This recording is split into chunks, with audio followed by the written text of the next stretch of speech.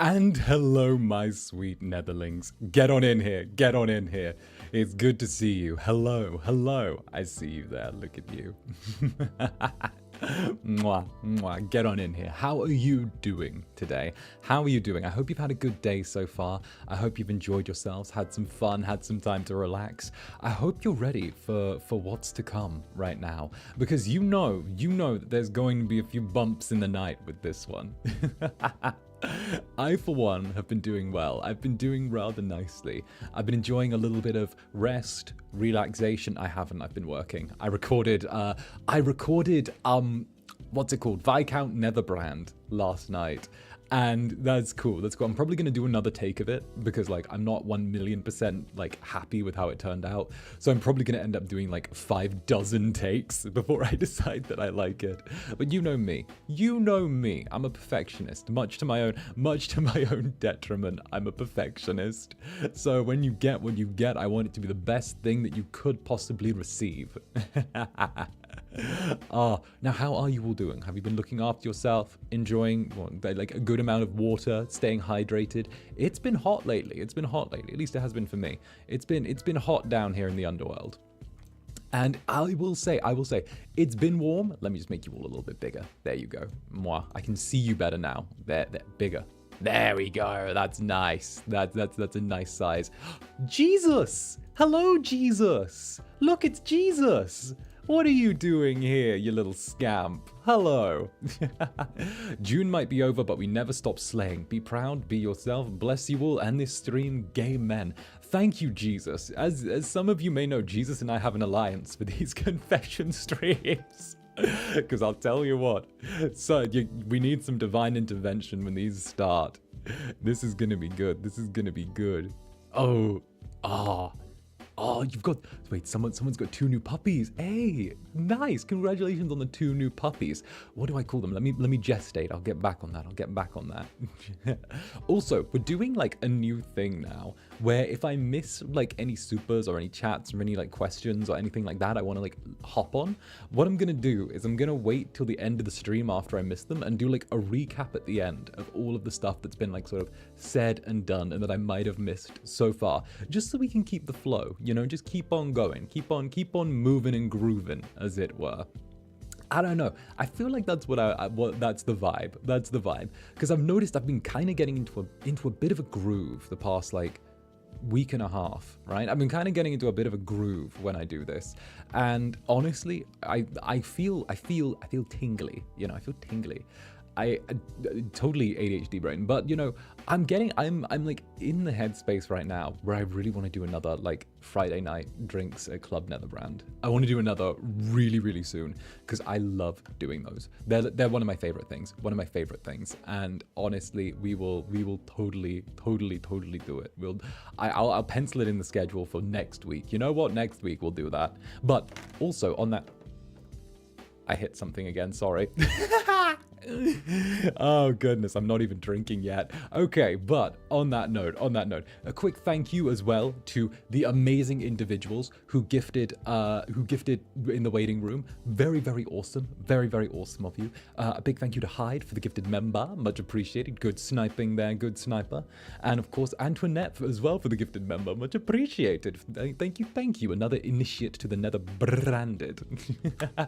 Then Boba Kodoro with the 5 gifted members. Thank you very much, Boba Kodoro. Thank you very much. And then, of course, the not so lonely writer with another snipe, a gifted member just fired on out of there. And of course, thank you very much. Then it's Prim, I think. Welcome to the Nether branded. Welcome back, Prim. Good to see you here yet again. And then we've got Alicia the Heart with a little member chat. Let's go. Hi, Zanny. Today is my birthday, and I'm happy to be here with you in the Netherlands. Would it be possible for you to sing me happy birthday? Of course. You know how this goes. We'll have a quick happy birthday before we end up diving in to these sinful confessions, because I have to admit, I've had a little peek through them so far, and these are wild. Okay? These are very wild. There's one where I had to kind of pause and be like, I don't need to ruin this for myself. This needs to be a live reaction. This needs to be a live reaction. So that's mixed in there. That's mixed in there. And of course, 𝓂𝓸𝓾𝓻, thank you very, very much for the super. You are always, you always handsome and sexy. Happy to see you. Have a good day. Why, thank you, 𝓂𝓸𝓾𝓻. Thank you. Much love. Mwah. There you go. And of course, quickly to Alicia. Happy birthday, do you? Happy birthday, do you? Happy birthday, dear Alicia. Happy birthday to you. All right, there you go. There you go. You got your little happy birthday. Go on. Now get comfy, scamp. All right. Now, I'm hopped up on caffeine. I'm hopped up on collagen. I'm ready to go, okay? We are ready. Okay, I'm feeling it. And also Nix as well, thank you for the member chat. I can't believe it's already been 1 month and it's already been beyond worth it. Oh, love that. I'm glad you like it here. I'm really glad you like it here. And I hope that you will stop by the little members only Zatsu this Friday.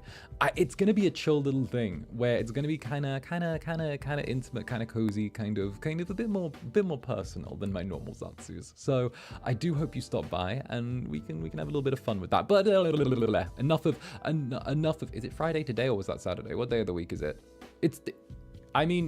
Saturday.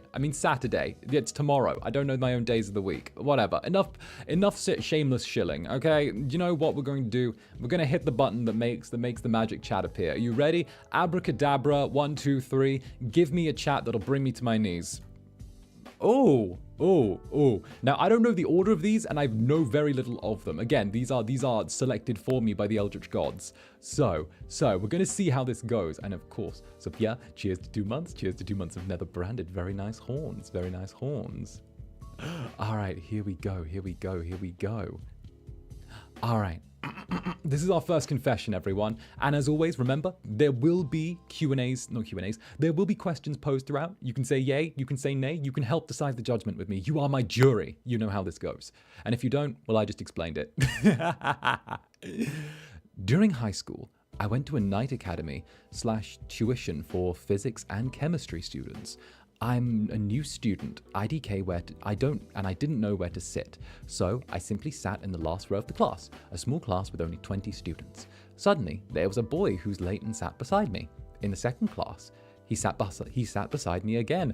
Oh. Long story short, class is boring, so I decided to use the guy beside me as entertainment. Oh.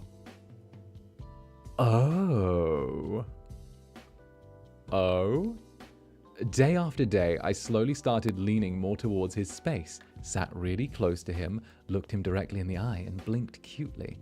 I asked him to help me with the questions, even though I knew the answer. He gave me the wrong answer. Typical. Strongest move ever was to act like the class was cold, and he gave me his jacket. After that, he starts buying us food or candy, gave me his jacket like clockwork, and buys me boba.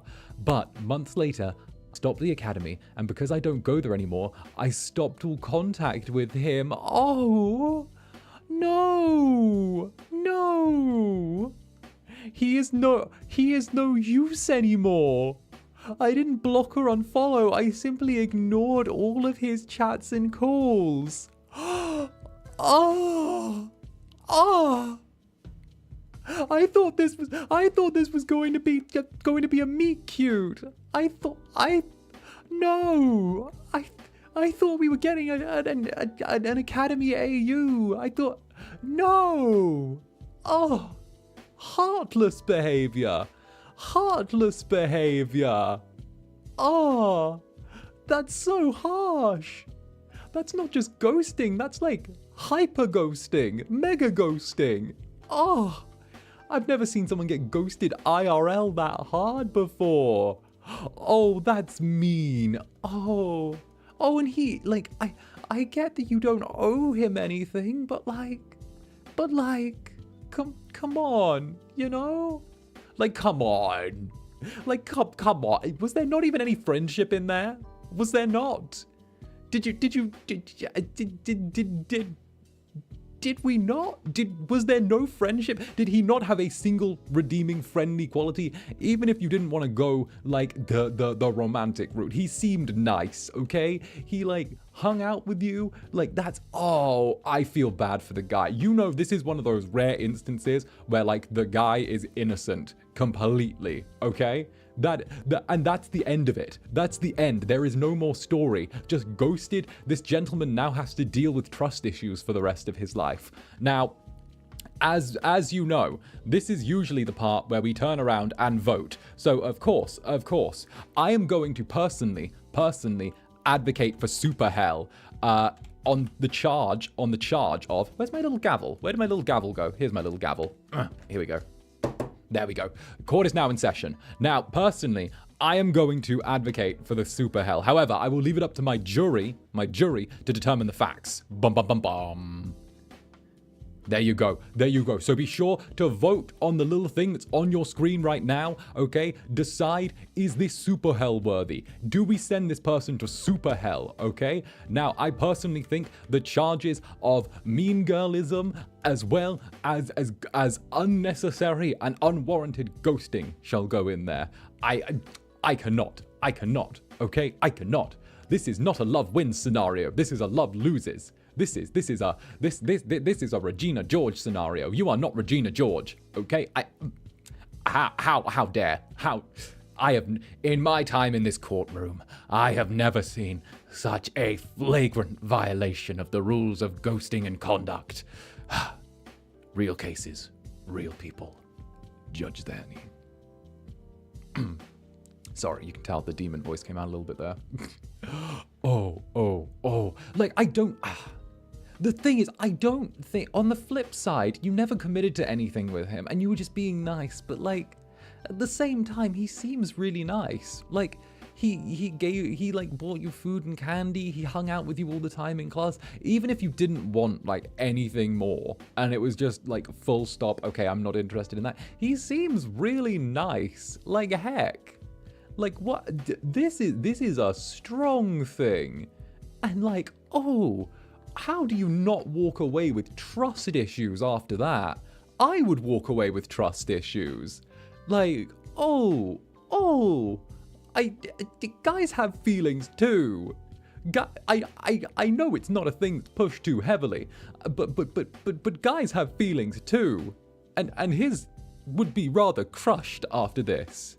His would be rather crushed. So, I cannot. Get your votes in right now. We're about to end the poll. If you haven't thrown in with the jury yet, be sure to make your voice heard. I do like to know what you think, and of course, we do like to know what's going on in the chat. They had the internet. They had the intent to use them and threw them away when they were finished. It was premeditated ghosting, Your Honor. Indeed, the council speaks correctly. He's human too. Indeed, I feel bad for the guy. Damn straight, I feel bad for the guy. Whoever this anon is, I hope you repent so no other people become the next victim. I'm back. Don't worry, YouTube server hiccup. We're safe. Don't worry. The demon power became so strong that there was a little flame up. Don't you worry. It was only a few seconds. The demon power was there. Okay? Don't worry. We're back. I was so angry that the stream caught fire. Everyone good? We're back. Okay, we're good. We're back. Okay, good. Also, nah, thank you for the super. Let's go. Thank you very much, nah. Damn, I walked into a good one. Hello, Sir Judge and beautiful jury. Did I miss a lot? How many confessions so far? You arrived just in time, nah. You arrived just in time for the very first one. The very, very first one. Very first one. Okay? You're wonderful. You're good. You're wonderful. You're here. Okay? Now. Overall, I have to condemn this person to 6 months in SUPERHELL, followed by, okay, like at least 1 or 2 lessons in empathy, okay? We need like empathy rehabilitation here. This is just such a, oh. Only 6 months? Listen, Listen, 6 months, okay, with rehabilitation thrown in. Like, it's premeditated, okay, super hell, but heartlessness is its own reward, okay? A year or more. Am I being too lenient, jury? Am I being too lenient? 5 years, at least 8 months. You're right, you know what? I'm going to take this the same way they do in court. Premeditation adds an extra aspect. Let's up it from 6 months to 18 months. How does that sound? We're upping it from 6 months to 18 months of super hell. How does that sound? Okay? I think that's more appropriate. Yeah, that's better. That's better. Very good. Very good. The people have spoken. The people have spoken. All right? The people have spoken. Bum bum. That's over a year? Yeah, yes. Okay, good. You know I get hyped with these. You know I get hyped. You know I get emotional. You know I judge people's character. You know I turn around and get really into these, okay? So, I'm glad that you're here. It's going to be a hold me back, Zanny, if all of these are like this. Or hold Zanny back, I should say. All right, that's our first one. Real cases, real people, judge Zanny. Now, who's ready for the next? Something tells me this one's going to be wild. Are you ready? You ready? I'm ready. All right. Let's hope it's something nicer. Okay, here we go. Our next one. Next case. I get really uncomfortable around guys since every time I've tried making a guy friend, they've always fallen in love with me. Not trying to be a pick-me, it's just men are weird. Do you have any tips on making guy friends who won't ruin our friendship just because they're lonely and horny? I'm ace, by the way, so any sign they take as me flirting is just me being nice. This is a tricky one. This is a tricky knot to unravel. First of all, there's no crime here right, from this Netherling, okay? Like, be ace, be bi, be pan, be gay, be whatever, right? But, like, no crime here for that. The problem is, right, the guys. The problem is the guys. Now this is hard because it's one of those things where if you have to keep reiterating to your guy friends, hey, I'm ace. I like no rom, like I'm going to assume like total ace, not sex positive asexual or something like that, right? I'm going to go down the assumption since no further explanation was given. I'm going to assume like asexual, aromantic, right? I'm just going to, because that's just what I'm going with here, right?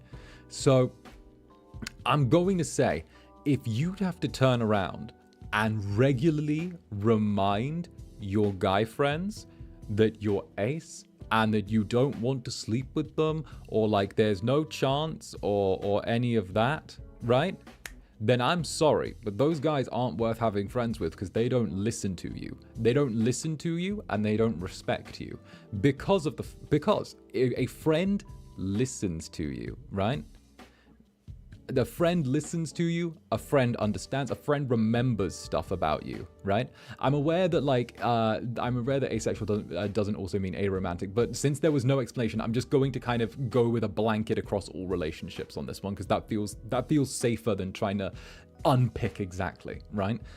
Now, a friend, like I was saying, a friend listens to you, they remember things about you, they know whether or not you want things. A real friend, if they are your real friends, then they wouldn't try and like fuck you or fall in love with you or get into a relationship with you or any of that stuff, okay? If you said that you're not in that, if they're doing that and they're turning around then and being like, oh, but I'm the exception, you don't get it, like, oh, I must be the exception, then they weren't your friend to begin with. They were just looking for a chance to fuck you. I'm sorry. I'm sorry. Then they're not worth being friends with, okay? It's the classic thing where some guys will turn around and be other people's, whether it's girls or guys or anyone's friends, kind of just like a mosquito circling around waiting for that little bit of exposed skin where they can stick their little nose in and try and suck that blood, you know?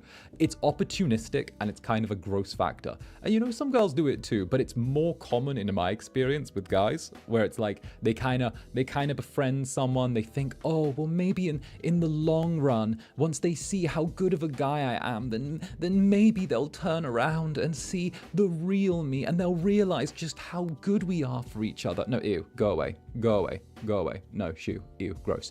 Like, I would say, okay, soon as, I'm not going to say don't bother trying to make friendships with guys or anything like that, because that would be tarring everyone with the same brush. But I will say, right, I can give you some tips that might help. And that would be, if you aren't already, assert your boundaries early on, right?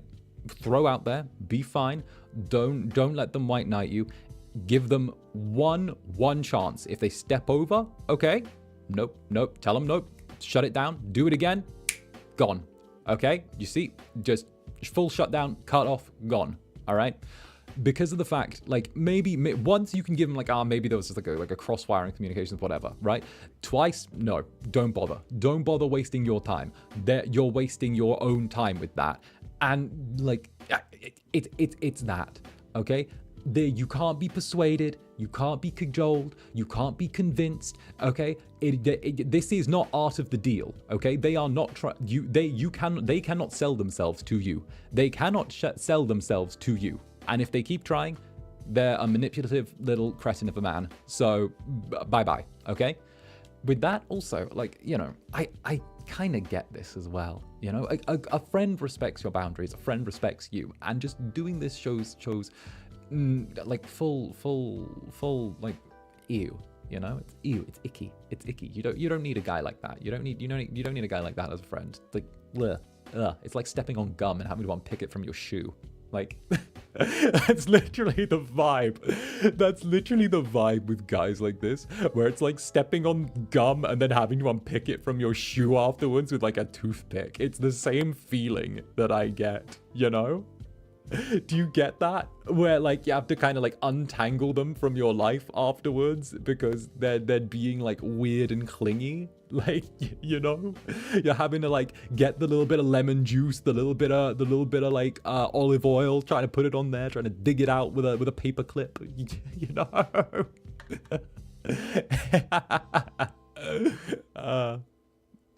Wonderful. Oh, this legit happened. I thought it was a friend wanting more from me. Oh, that's gross. Oh, that's good. Yeah, no. Like, this is my experience. See, you get it. I feel like this is a more common experience than people realize in sort of friendship scenarios, where you will turn around and you will be friends with someone who is more interested in a romantic or a sexual relationship with you. And you know, it's not something that is insanely uncommon in this world. But when it's not reciprocated, when you're not going from this isn't a friends to lovers script, you know? And if it's not picked up on by both parties, then it just becomes weird and icky, and it's there, you know? But no, if they try and put this on you, the way I see it is this gentleman has already signed his death warrant with you, okay? What you need to do is you need to pull a fucking, I don't know, you need to pull an Ariana Grande and say thank you next, all right? You know, you're done. It's like that scene in House of the Dragon with like Rhaenyra going through all the suitors, except you want none of them. It's like, no, you can go, you can leave, you're gone. Except that, but you choosing friends, you know? Goodbye. That is what I have to throw in on this one. All right, there is nothing, absolutely nothing for you in this. So move on. Plenty more friendly fish in the sea. All right. It seems like this time you decided to pull up a weird barnacle of a man, but oh well. All right. There you go. I hope that was helpful. I feel like this isn't a sin, so we don't need to settle on super hell or not. But I hope that you all kind of get my judgment on this, where, you know, if you don't want to be that with someone, you don't need to be that with someone. Barnacle. Oh, weird champ vibes. Oh, SUPERHELL for the guy. You know what? Let's actually judge the gentleman. Let's judge the gentleman. That's a very good idea. You know, I feel like we should go, I feel like the guy isn't going to go to SUPERHELL. I feel like we're going to send him, we're going to judge whether or not he goes to horny jail. I feel like horny jail might be the appropriate place for this gentleman, right? And not the good horny jail. I mean the horny gulag. Okay, we're dropping him there. Okay, we're putting him somewhere deep in the dark, cold recesses of like the 8th layer of the underworld. All right, this is somewhere where he can just sit there, think about his actions for a little bit. Right, the horny gulag. Yes, it's the step beyond horny jail where we send people. All right, they can just stay there forever. Stay there forever and ever and ever and ever, you know? Reflection time. Reflection time. The stay celibate forever kind of horny, for real. The one with the Doge who looks like Yasuo. That one, you know, where it's like, I don't want to be horny anymore. I just want to be happy. That place, you know, isolation. Oh, goodness. I think this is a really interesting one, though, because there's always that kind of yes or no, strange sort of level of human communication, right? And there's so many subtleties and nuances with human communication that it's so easy for stuff to get lost in the mix, you know? And of course, little mix-ups like this from time to time are understandable, right? But when it becomes the question of repeatedly or whether your boundaries are being pushed, then it starts to become a bit of a difficult question of whether it's sort of worth, you know, just continuing to keep that person around. Because there's always, you know, I've always said I'm very open with the fact that I love my friends platonically, you know? However, I also know that with some people I can be a little bit much with that. So I do, even with just stuff like that, I try and check in and respect their boundaries. I know I'm very physically affectionate, so I try and check in and respect their boundaries with that. You know, I know some people are huggers. I know I have a lot of friends that I sort of just throw myself at. I'm very much that friend that will give you a hug and a kiss, but I always try and keep that sort of stuff in mind. And I feel like you can't always keep everything 100% present, but at the same time, you know, there's also a certain level of respectability there, you know, and that mutual respect. But with that, we'll start closing off the poll in but a moment. I hope that you all voted. If you haven't voted, take your chance now. It's really interesting to see this one. We'll see if we can send this gentleman to horny jail, and or whether or not we give him a conditional release. But either way, let's say the poll is closing now. There you go. All right, with a 92% yes to an 8% no, we are turning around and this gentleman is receiving rehabilitation in horny jail. Horny jail, right? So I think that is a fitting area. I think it's a decent place. All right, we've got our next one. And for those who don't know, we have 25 to go through today. We've already gone through 2, so we'll see how it goes. We'll see how it goes. So let's see, shall we? I don't know what's next, but let's find out. Oh. Zaddy, forgive me, for I have sinned. Well, that's a strong start. That's a very strong start. Are we making this a series? Oh, darling, it's already a series. Heck, there's another 4 already on the channel, 3 already on the channel. This is a regular one. Zaddy, forgive me, for I have sinned. Ever since the Chained Together collab, I've been obsessing over this handsome Incubus and yaoi cyborg grandpa interaction. I need answers, Zaddy. Will I be able to see this duo again someday? Should I pray to the Dark Lords for this? Thank you and gay men. I always get like one or two of these mixed in. I always see one or two of these ending up getting mixed in, right? Every once in a while, one or two things like this end up getting shuffled in. Hell.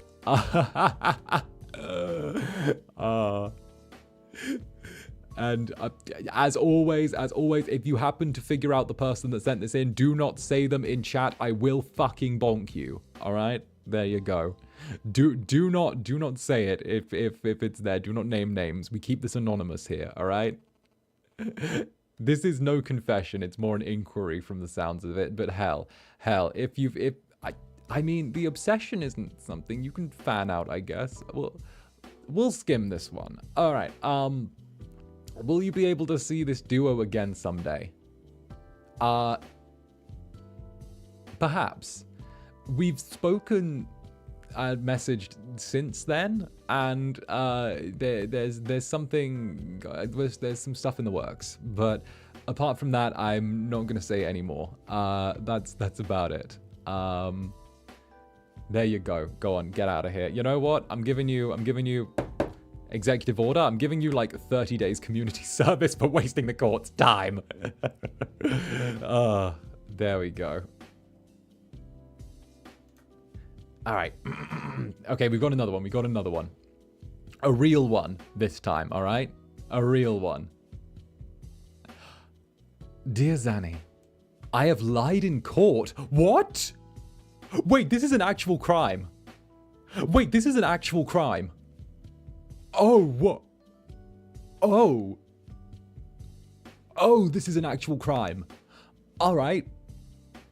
Dear Zanny, I have lied in court. It's nothing big, I guess, but I still don't feel too proud of it. All I can say is that it was for a very good reason. It was 2 versus 5 witnesses, which is insane. But knowing that the other party was just spinning lies like a damn spider web, I couldn't say nothing. What? Let's pull up. The original case was assault. My party got a chin hook. We lost the first verdict, but had the chance to roll it up again. All right, I'm guessing that was on appeal. The other party just told the court that we are aggressive and started everything, which of course we didn't. I decided to remember the exact positions of some people, which played a key role in the case. Unfortunately, the day this happened was on a funeral, so my mind was elsewhere. I don't feel remorse because I know I did it for good, but it's still kinda illegal. It's not kind of illegal, it's just straight illegal, darling. I don't know the verdict yet since this happened like 2 days ago, but I pray that we win. Don't lie in court. But then if they're lying and you're lying back, I mean, I don't know. This is a wild one. I think I might actually need the jury's help for this one. So, on one hand, this is an open case. Oh my goodness.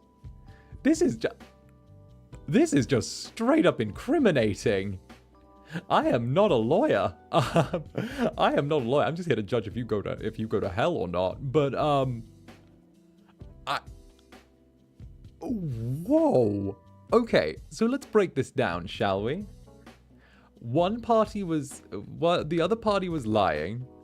So you lied to turn around and try and get some justice out of this. This is an open case. I kind of just think lying in general in this one's bad. It's 5 versus 2. I'm gonna say, all right. Keep any type of lawyers, any type of defense lawyers, or anything like away from this fucking stream now. Just keep it away, right? Just keep it away. It's an open case. Confession. Andrew Murasaki, thank you for the super. Confessions just keep leveling up each time. Holy shit, who needs to worry about cousins anymore when there's actual crimes? You know, I'm gonna say this, alright? Lying is bad. Lying under oath is a felony. I'm gonna turn around and just say, heck, we're not qualified enough for this one. You've already lied, so fuck it. We ball. You jump on in. I'm not getting wrapped up in this, but good luck to you. Good luck to you. Good luck. Have fun. This is, don't go to hell, or maybe do. I don't know. I'm not qualified. Bye-bye.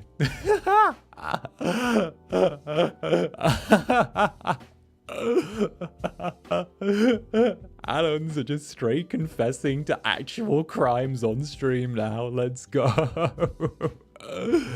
Oh goodness. We're releasing this open case. We're not doing that. Zanny's not qualified to deal with live crimes. Okay, here we go. Next one, everyone. Next one. Zanny, I'm here to confess my sin. 10 years ago. So I was a kid that never played games for almost 7 years. And my cousin, not those kind of stories. Thank you for throwing in the disclaimer there. Thank you for throwing in the disclaimer. Thank you very, very much. I'm sure you've settled a lot of people's minds by putting that disclaimer in. I love that clarification had to be put in. I love it. You know, the disclaimer is very, very welcome here. Already, you've gained some points in your favor by throwing that in. Thank you. Thank you all. This was great. Okay.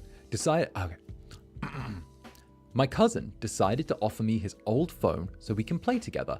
I always lose because I have no experience, and my cousin is always so prideful and happy about beating me. Until one day, I won twice in a row, and he was mad to the point where he tried to get my own sister to avoid me. He literally got pissed off because I won due to luck, which I didn't ask for. At night, I stole his chips. Then, the most funny part is, his mother saw me and goes, "Yeah, take it, he needs a lesson." So I took the chips, and the next day, he was crying, but I don't regret it. Am I bad for doing that? No. No. No. You know what? I'm for your actions, all right? This Incubus is turning around and while crying, right? This feels so casual. It feels so casual compared to the roller coaster, right? Right. This is fine. You know what? Fine with that. Steal his chips. I would have stolen more than his chips. You know, I'm going to say this, right? Kids who are bad losers, this is just my experience, kids who are bad losers, more often than not, are also bad winners, right? They're the kind of kids who, if they win, they're like, ha ha, I win, you lose, ha ha, you suck. They're those kind of kids, right? They're those kind of kids. And when they lose, they throw themselves on the floor, they kick, they scream, they throw a tantrum, right? No one likes them. No one likes them, all right? And I will say this, okay? If you are turning around and being a bad loser and a bad winner, then you just suck to be around. I'm sorry. You're a whiny little bitch and you suck to be around. So I'm going to say, stealing his chips, that was the kindest thing you could do. And heck, you know, he cried. Oh fucking well, you can't make an omelet without breaking a few eggs, and it sounds like this kid needed to shed a few tears. I hate to say it, and I'm going to say something that I normally don't say. I'm going to say something that I normally reserve as being really, really toxic, right? But I'm opening that little bit of toxic masculinity that Zanny has right here, right? I'm going to open the jar and take a little bit out just for this and sprinkle it on this absolute arrabbiata of food right now. And I'm going to say, if this kid throws a tantrum over losing a game and cries over having his chips taken, I'm sorry, that kid needs to toughen the fuck up. He needs to toughen the fuck up. He needs to. All right, he needs to. I'm sorry. All right, but you can't be acting like that. You can't be. Your cousin was at least 8, 9, 10 sort of ways, right? It says 7 years, and you hadn't played them in 7 years. I'm assuming that you were around the same age. Maybe he was a bit older, considering he already had a phone, right? If your kid's hitting like 10, 11, 12, that sort of way, all right, they should not be throwing tantrums over losing games. They should not be throwing tantrums over not getting their chips, okay? I am sorry, but you need a wake-up call at that age. And I get it, you know, people mature at different rates. I know some adults that could really use their chips stolen and to lose a few games. But my goodness, this is an older cousin that just did not know how to behave. So you let him off lightly with taking his chips. You let him off lightly. You let him absolutely skate, in this Incubus's opinion. I think that you didn't just let him skate. I think you turned around and gave him the lightest sentence possible. And it was endorsed by the mother as well. I think the mother needs to turn around and do this. What do you think? Innocent? Not innocent? I think this individual is innocent. I think that what was done here, it had the approval of the mother, it had everything. The cousin needs to be more mature. Exactly. The cousin needs to be more mature. The voting is up there. You know, mother came in clutch. Exactly. I would say the actions of the mother partially exonerate the actions of you here, sweet Netherling. Like, deserves an actual reward? Right. Innocent, 100%. Had the approval of the mother. Right. Let your cousin experience small hell before Zanny gives super hell experience. Like, being a bad loser and a bad winner isn't criminally super hellable. But it starts that kind of slippery slope where you start to become like a bit of an entitled kid, and no one likes that entitled kid, because entitled kids become like annoying adults, and when you become like an annoying adult, then no one wants to be around you. You know, I feel like this is something where it needs to get dealt with in the way that. All right. I think I've told this about my little cousin before. I think I've told this story about my little cousin before. So I have a cousin that's quite young, and his parents had him quite late on in life, right? And as a result, like I think they were in their late 30s. I think they were in their like 40s, mid 40s when they had him, right? And as a result, okay, the little cousin was like always pandered to, okay? No punishments, no discipline. Kid wants a toy, they get it. They go to the shops. Kid throws a tantrum. It turns into, oh, I'll buy you chocolate if you start behaving. You're reinforcing bad behavior with positive reinforcement, right? Because then that creates the link in the kid's mind that like every time I go to the shops, if I throw myself on the floor and start screaming, then I'm going to turn around and get a reward. It creates that, right? Sounds exactly like my little cousin. It's a thing. It's a very, very, very, very real thing, right? And of course, you know, it happened more and more as he got older. I think he's in his sort of demonic teens now, but it happened more and more, and it didn't change as he got older. It was always his mother would cover for him, his father wouldn't get involved. Oh, well, he's just growing up. Oh, well, boys will be boys. I fucking hate that saying, but like it creates creates a manipulator. You say it nicer than me. Creates a manipulator, creates a little shit in my words, but in the end, he's now quite like recently, like I want to say like last year before, got like an antisocial behavior order. Now he's in his teens because of the fact that he was like riding his BMX in like someone's garden to like chew up the front lawn or something like that because he didn't like the old man that lived there or some rubbish like that. But it's like, oh, this is what happens. This is what happens when your kid doesn't get taught basic stuff in life, you know? When you don't create that little thing, you know? Cousin's gonna tarnish the Netherbrand name. Thank goodness he's not a Netherbrand.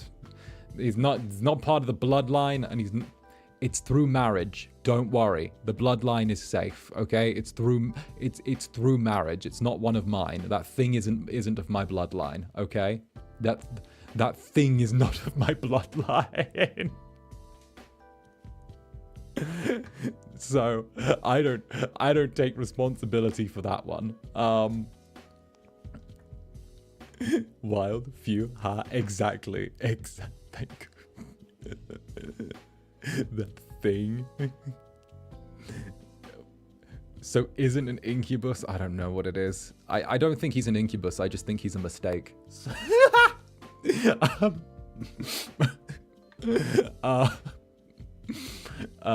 yes. So yes, let's skip over what I just said.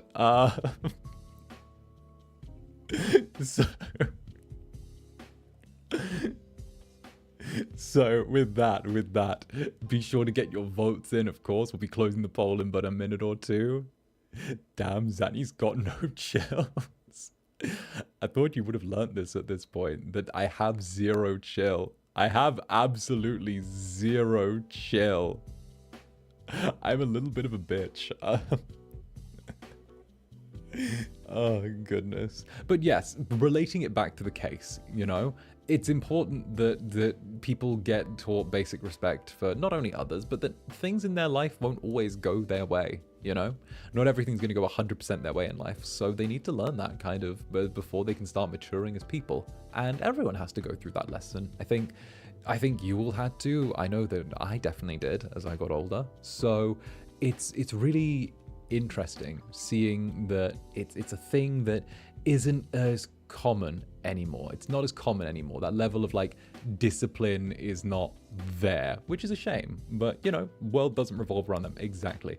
With that, we are closing the poll. Thank you so much for all of your work so far, my jury, as well. Thank you very, very, very, very, very, very, very much. All right. And with that, overwhelmingly a 95% innocent verdict to a 5% guilty. Very nice, okay? And for those who did vote guilty, please feel free to expound your answers and let me know. I love to see discussions from different perspectives in the chat, and I love to see people say one thing or another. I find it really, really interesting, you know? Today people's mindset is discipline equals abuse. Yeah, it's a fine line to walk, because I personally was raised in a very disciplinarian way when I was quite young. I was raised in an extremely disciplinarian household, and that resulted into me turning into an absolute little monster when I did get freedom. So if you take it too far one way, it often results in the opposite when it's an adult, you know? Or at least it creates like a very dark sense of rebellion. But I think it's very interesting. So, with that in mind, case now dismissed. With that, the parties in question are found innocent. There we go. Next up on the block, we have... Dear Zanny, I cannot rest until I... Oh, dear Zanny, I cannot rest until I confess this to you. Confess to you this one thing. I introduced my fellow VTuber enjoyer friend to you, and I have no regrets, because I knew you would be her type. I was right. Oh, you were just setting us up. Oh, this isn't, this is fine. This is fine. Oh, for me it was if you do this, you don't get this, but if you don't do this, I may not give you this. It was always something about, but it should be none of yeah, right. It's actions and consequences. Good parenting is actions and consequences. You know what? Straight to heaven. Straight to heaven. You introduced a new netherling to Club Netherbrand, and you know what? Good for you. I'm glad that you introduced someone new. I do really appreciate. You know what? Side note, but I do really appreciate when you guys like are a little bit vocal about me, or talk to people about me, or like sort of just put other people onto it, because honestly, it's really nice seeing how enthusiastic a lot of you are, and it does really, really help, and it's very, very sweet. And heck, what can I say? The comfy cult continues to grow, you know? I really do appreciate that, and it's really, really sweet. And thank you very, very much. No crime here. You know, you're getting 30 days for an unsolicited confession, but you did nothing wrong. Next. Let's go. My IRL friends are sick of me talking about you. Wonderful. Oh! Okay, I like how the first thing I see is I'm going to keep it short and sweet, and then I see 3 paragraphs. Okay, let's go. Let's go. This is going to be juicy. I can feel it. I can feel it. This one's going to be a real crime. Hi, Zanny. I'm going to keep it short and sweet. I'm a TA. My professor asked me to mark and drop off a bunch of test papers in his office. Gave me his key. I accidentally spilled coffee on half the papers before I could grade them. Okay. Tried to dry them off, but it did not work. Teaching assistant, for anyone who doesn't know what TA is. Teaching assistant or teacher's assistant. There are no cameras in his office, so I went to his office, pretended to pick the lock by scratching the whole thing up, but actually used his key to open the door because I can't pick locks, and left the window open. Then I left so the camera outside could see me. Came back through the window, grabbed the papers, left the door ajar, and closed the window behind me. Then I poured more coffee over the papers, dumped them in a nearby trash can. I returned his key. What? It's been 4 days, haven't gotten caught yet, but I feel like there was nothing else I could do in that situation that would have worked out better, because those papers were forked anyway. At least this way I get to keep my position, you know? Whoa! Wait, this is like some Mission Impossible stuff right here. You made a whole elaborate scheme to just not say I accidentally knocked some coffee on the papers. This feels like, for what happened to what it became, this has escalated so much from point A to point B. Like, so I'm assuming that you tried to make it look like someone that wasn't you went into the office and ruined the papers, because you showed yourself leaving, which is fine. So the cameras would have seen you going into his office. This is what I'm assuming the plan was. You went into the office, you started doing the papers, you knocked over the coffee, you left and shut the door behind you so the cameras would look like you left, right? You go back in, you pretended to pick the lock so that people could see, so you could go back in and get the keys, which you already had. Then you opened the window and left again, but went out and around to the open window, climbed in, destroyed the rest of the test papers, and then went back out through the window to make it look like someone had climbed in through the window that wasn't you, destroyed the papers, and then and so you wouldn't get in trouble? I feel like that's so much work for like, hey, I spilt my coffee. Can we get another printout of these? Okay. Oh, what? Anon is playing Danganronpa in real life. This is Danganronpa, I swear. This is actual Danganronpa. This is actual Danganronpa. What? This is so extra. Did you need to do the lockpick thing? That feels like an extra step when you could have just left the window open, gone through the window and then poured it, right? Unless you needed to go back? Okay, so, you know, I'm gonna say this. The make or break for me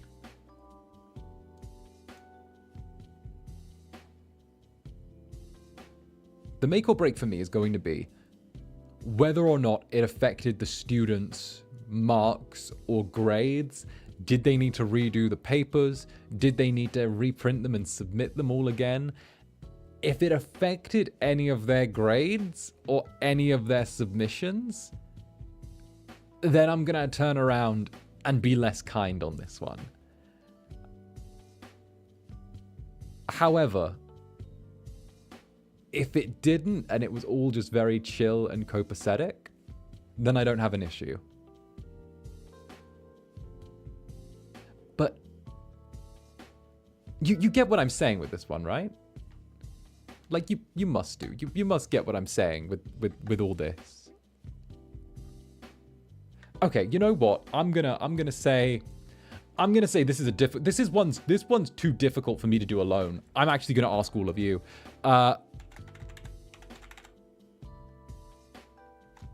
Innocent or guilty? I'm gonna ask you all innocent or guilty. I'm just gonna give you innocent, yes or no. I'm gonna leave it all up to you. From there, we will decide punishment. All right? Or there'll be no punishment at all. I can't do this one on my own. I actually need my jury for this one. Because there's a lot of pre-planning, a lot of ingenuity, a lot of thought, right? But there was an accident. You could have come clean after the accident. I mean, I spill my coffee at least once every couple weeks, you know? My rug beneath me is literally covered in coffee stains. Like, there are so many coffee stains on my rug, on my shirts, on everything. I have so many coffee stains everywhere because of how much I spill coffee. It'd be super annoying to have affected the kids just because Anon didn't want to tell the truth. True. You make a very good point. Other people might get framed. That's true. Someone's going to get blamed for that. That's a very good point. I mean, the students won't be affected either way. I mean, maybe one student will be affected if it gets blamed on some poor kid. The students would have been affected since if the precedents picked the TA, then only the students would have any interest in doing that. That's true. OMG, Zanny, on your rug? Oh, yeah. I bought a load of cheap rugs to stop the sound from bouncing. I literally bought like $5 secondhand rugs that I got cleaned and then like, I'd say got cleaned. Like I cleaned them myself. I'm not one of those people that use the rug people. I don't know. This is a difficult one. I'm a little concerned if the best solution to an honest mistake is to fabricate a crime. That's a very good point. You make a very, very good point. I spilled coffee on my papers during an exam and I just got a new one. True. Oh, we've got an expert witness here. We've got an expert witness. Okay, we have an expert witness here. As an instructor who manages TAs, I would rather they let me know. I would be disappointed, but they wouldn't lose the job. I love how we have expert witnesses we can call to the stand. Okay, I like that. Thank you very much. Okay, first of all, huge thank yous to you for your expert witnessism. There you go. Mwah. There you go. Okay, thank you very much for your input. I actually really appreciate if you've got like a specialism in one of these things, like letting me know, because that input is invaluable. So now we know from our expert witness that this may not be job lose fireable, right? So this was a crime. Perhaps for the sake of crime. Now crime for the sake of crime puts us into a different ballpark in my mind. It puts us into a very different ballpark. Also, Wes the Elderling gifted one Zander Netherbrand first stage production EN membership. Thank you very much, Wes. Not gonna lie, I always laugh when I look at the first stage production EN part of the name because it's all in caps and it's so aggressive. It's like Zander Netherbrand of first stage production EN. Like it's like I'm shouting it at people, you know? It's like, why am I shouting? I don't need to be. We can use lowercase. We can use lowercase when we say what company we belong to. Like, sorry. It's like the same aggression as talking in all caps. All right. Let's shut this down. We'll get a final verdict now. Bum bum.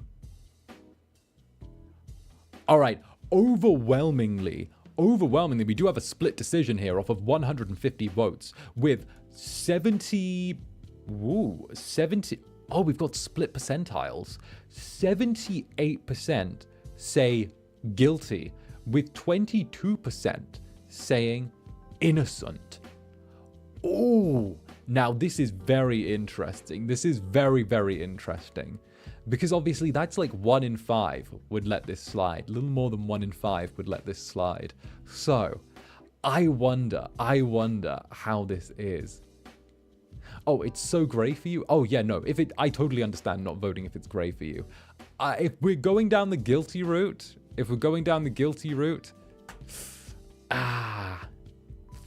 then you know what? I'm going to say this has to be I feel like this needs to be a small trip to SUPERHELL. Not long, okay? I want to say like a 2-week to vacation to SUPERHELL, right? Nothing bad, but it's gonna be like Scared Straight. You remember that show that used to be on that terrible TV network when you were younger? The one where they take a bunch of bad teenagers and they'd show them the inside of a prison and be like, you know, this is what it's like. This is what it's like. We're gonna Scared Straight them in the underworld. We're gonna Scare Straight them in the underworld, just to be like, don't commit crimes. Huh? What show? No, it was okay. For those who don't know, really quick recap, less than 30 seconds. There used to be a show on where they take a bunch of kids who'd been in trouble a bunch, and they take them to an actual like men's prison, and they'd walk them around there and put them in there for like the day. And they'd be like, this is what will happen if you don't improve your behavior.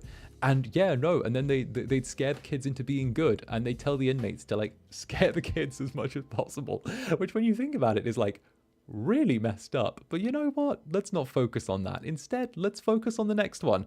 Okay, with that, a Scared Straight trip to SUPERHELL for you. There you go. Next. Hey boss. Hey. I have a small thing going on recently.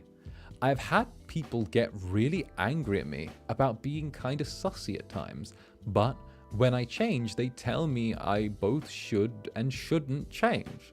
This escalated to the point of them stalking me and a friend just to make a terrible point that I was the bad one. I've been really torn apart the last few weeks because of it. Is it okay for me to be sussy as a trauma response? Well, this is a grey one. This one's really, oh goodness. All right. Well, heck, there's so much to unpack here, and I don't have my therapist hat on. You know, one, weirdo, the person who, we're not even going to put this through the courtroom. We're going to say this is so strange and grey, and I'm getting a lot of writer bias on this, to be honest, right? Hugely grey.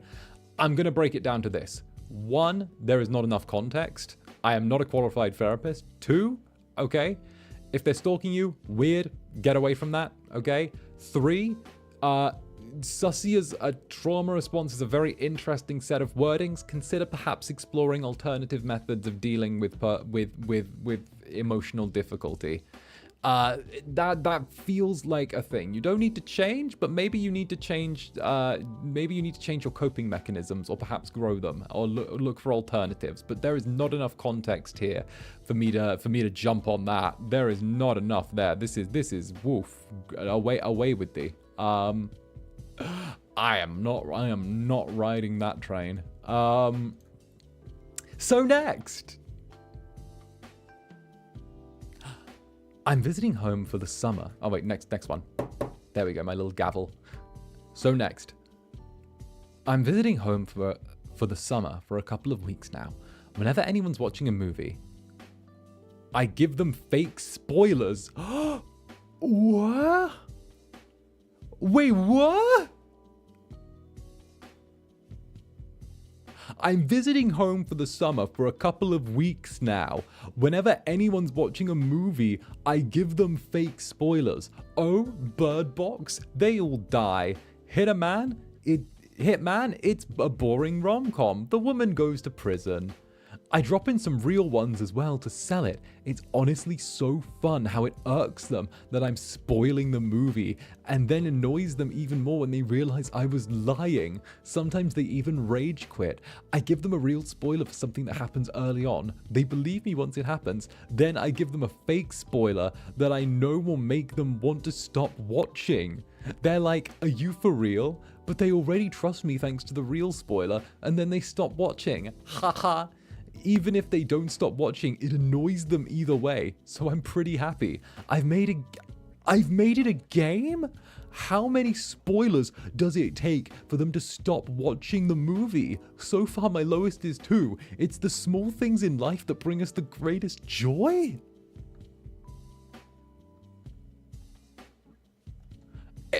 Excuse you?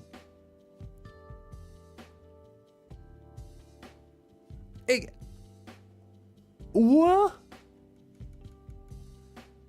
How are we feeling about this, chat? How are we feeling about this one? That's so evil. Keep it up. Demons, stop giving spoilers. Period. Lock them up. Lock. Evil. OP, I love you. OP, I love you.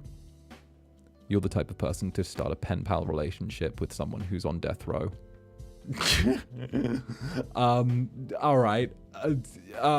Let's go.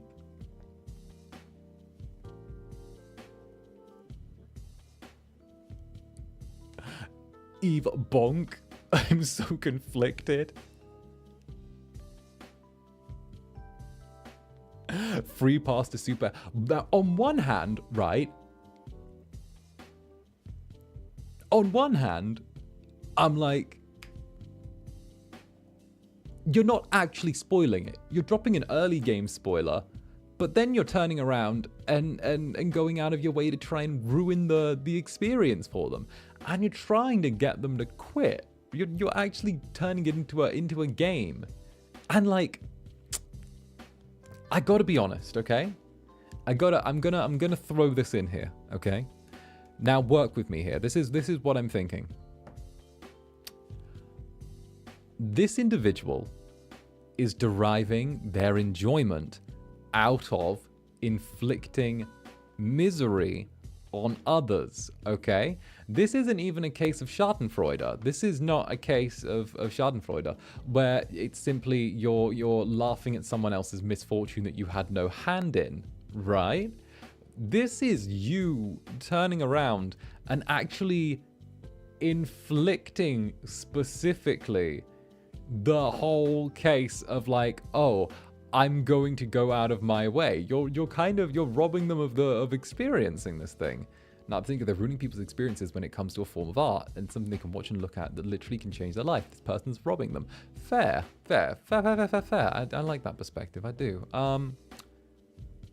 It's sadistic. It's sadistic. Your enjoyment is coming at the expense of others.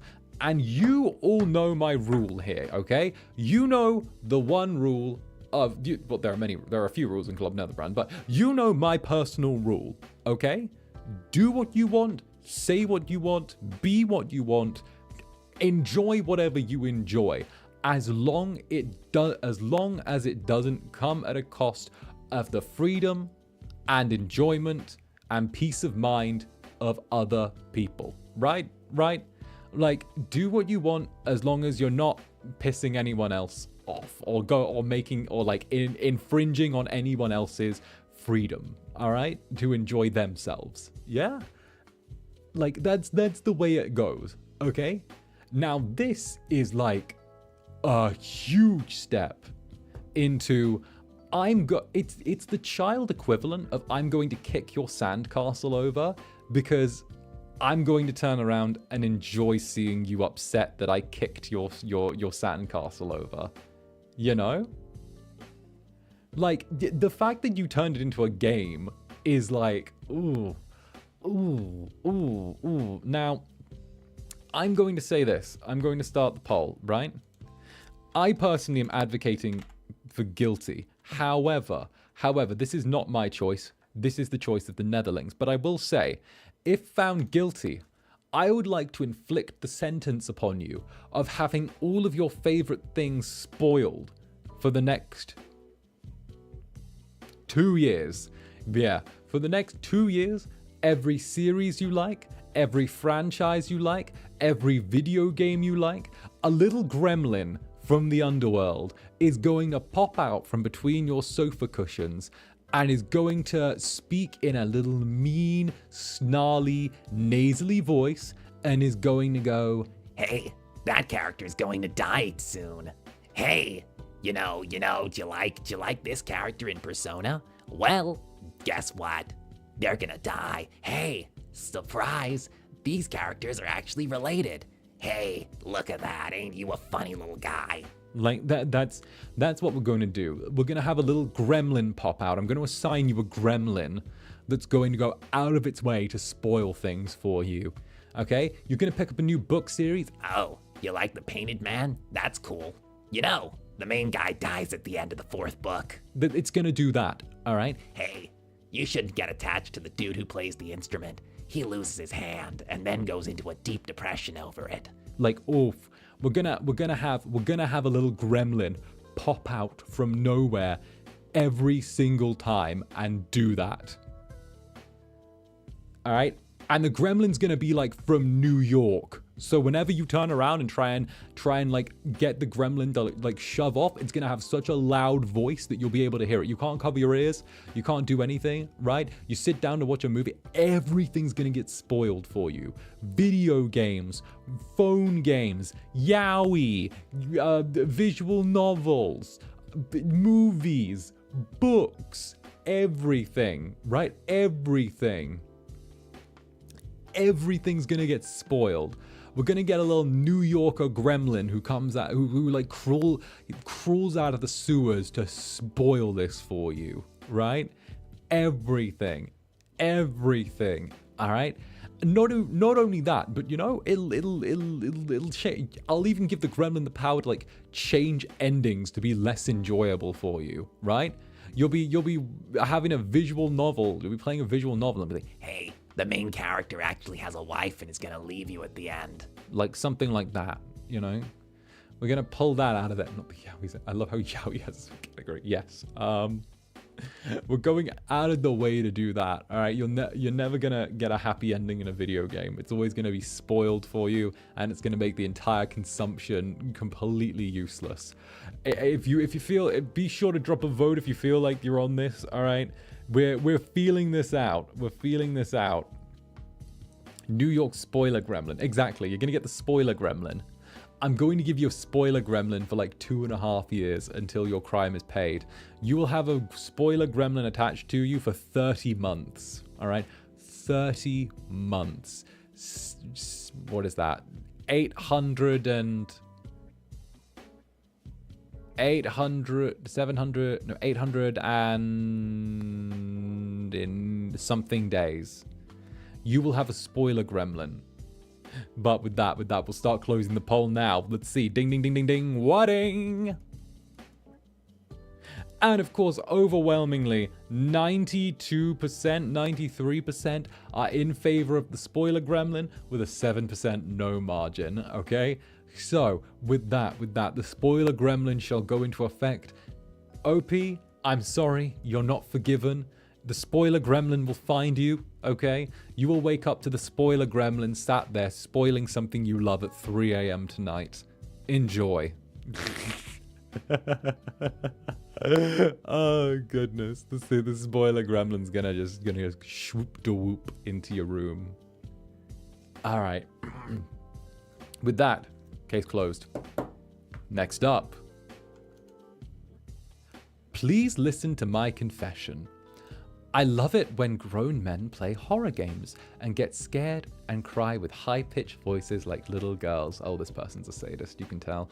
I like the pathetic voices of men. I especially love the pathetic voice of a cool, classy guy who acts like a boyfriend. Oh, our dear Incubus, judge me for my sins.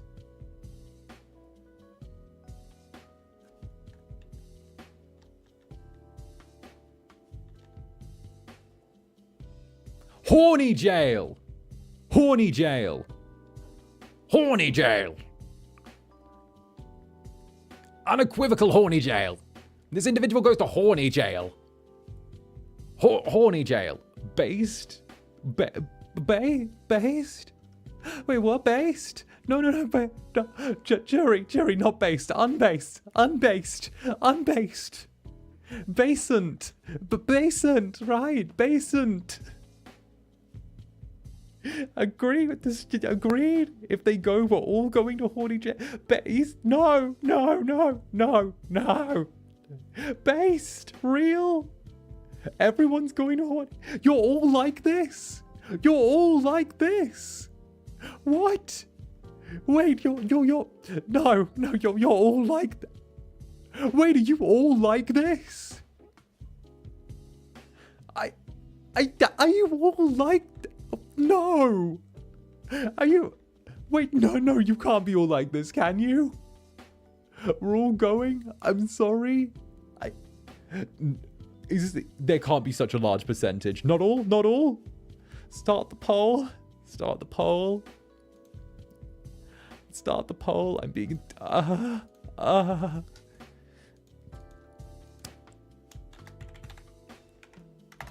let's see. Oh, horny. I'm dreading the result. Oh, horny jail. Sorry, Zanny, but it's basic, 𝓱𝓸𝓼𝓽. Why?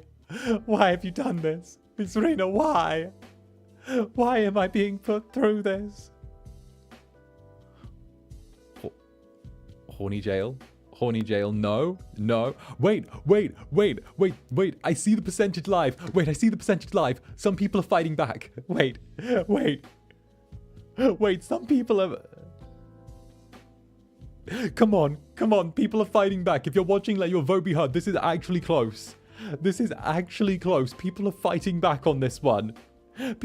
They're losing ground. The horny people are losing ground. Does it count if I'm not sadistic? If I'm just sadistic and not horny? Yes, it still counts. You're still a sadist. It still counts. Friendly fire? Don't give in? Yes. Go, Netherlings. Go, pure Netherlings. Go. I believe in you. My little cherubs. My little angels. My sweet darlings. I believe in you. Okay?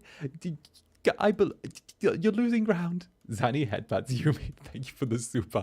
I needed those headpads. I needed them. Go, my little Netherlings. Fly, flow. Come on, by the power invested in me, by the power of the demonic 𝓂𝓸𝓾𝓻 house of Netherbrand, I, scion of the house of Netherbrand, Zander, Netherbrand doth give you the power to win this. Come on. We're going down and yelling timber. Nah, thank you for the super. You're yelling timber. Come on. I believe in you. 59. We're down to 59%. Come on. I believe in you, innocent Netherlings. I believe in you. You're not all here just to hear me whimper and moan. I believe in you. I believe in magic. Come on. We're going to close the poll in 30 seconds. In less than 30 seconds. I have faith. In all of you. I know that you're great. I know you're here, my little sleepy sheepies. My little angels. My sweet darlings. Lychee, thank you for the member chat. There's something about composed men losing their composure. Yes, I can agree with that. But also, okay, Lychee base. He's yapping. All right. Well, I'm not innocent, but I support you, Zanny. Yes. Emotional sadist, rise up. He's bribing us with praise. Oh. I actually opened this to listen to Zanny talk while I draw, but now I'm just here to make Zanny panic. How dare. All right, we're closing the poll. Here it goes. Poll end. What have we got?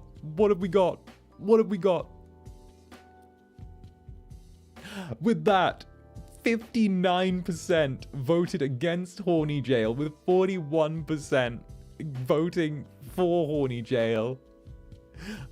Today, we show a truly divided line between those in the Netherlands, the emotional sadists, and those who have a soul. That's the line here today. It's a line that I didn't think existed, but it's a line. It's a division. Yumi, thank you for the super. Question: what if some of us find it cute? Is it still to the jail? Not that I mind, I guess. Yumi, thank you for the super. I'm willing to sort you in with the ones that have a soul. Okay, no jail if you just think it's cute.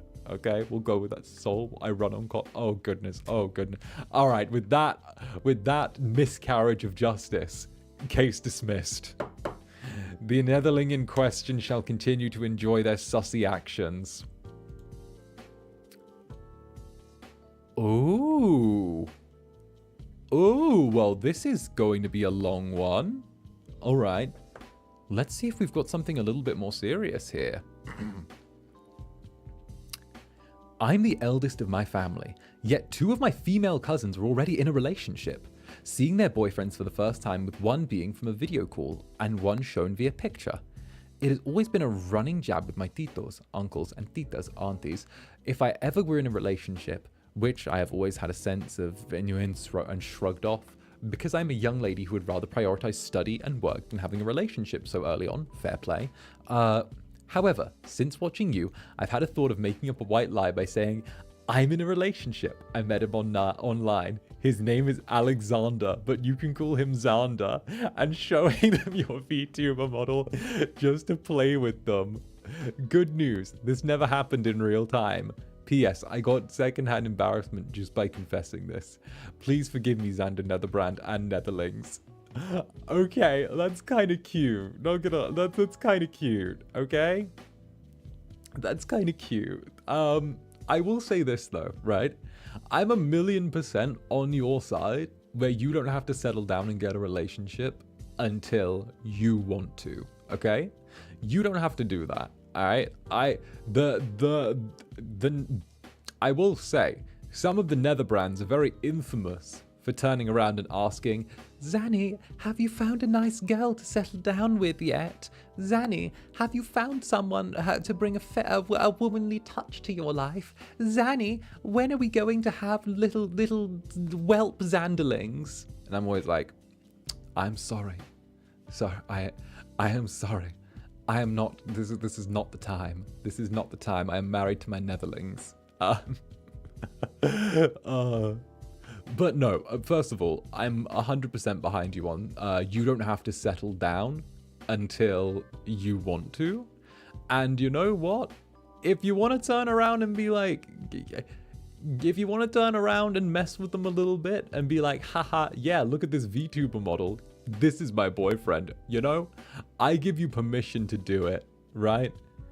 I give you full permission. Go for it. Mess with them as much as you want. Throw out the model, be like, yes, this is him. All right, watch them flip out. I feel like that would be great. Show them show them the little 2D man with no ass. Come on. There's an underline of parasocial. I don't quite see the parasocial there personally. I don't quite see it.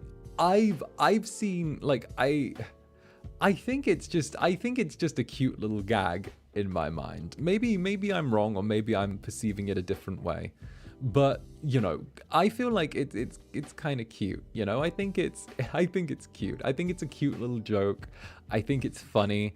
And, you know, I definitely would turn around to my folks and, like, go, hey, meet my girlfriend. Shows picture of Hatsune Miku, you know? I would so do that. I would be like, yo, meet my girlfriend. It's the one from Darling in the Franxx, you know? Hey, meet my girlfriend. Opens up my chat. I feel like that would actually, like, you know, I feel like there's something inherently funny about that. This is my wife. Okay, star rail.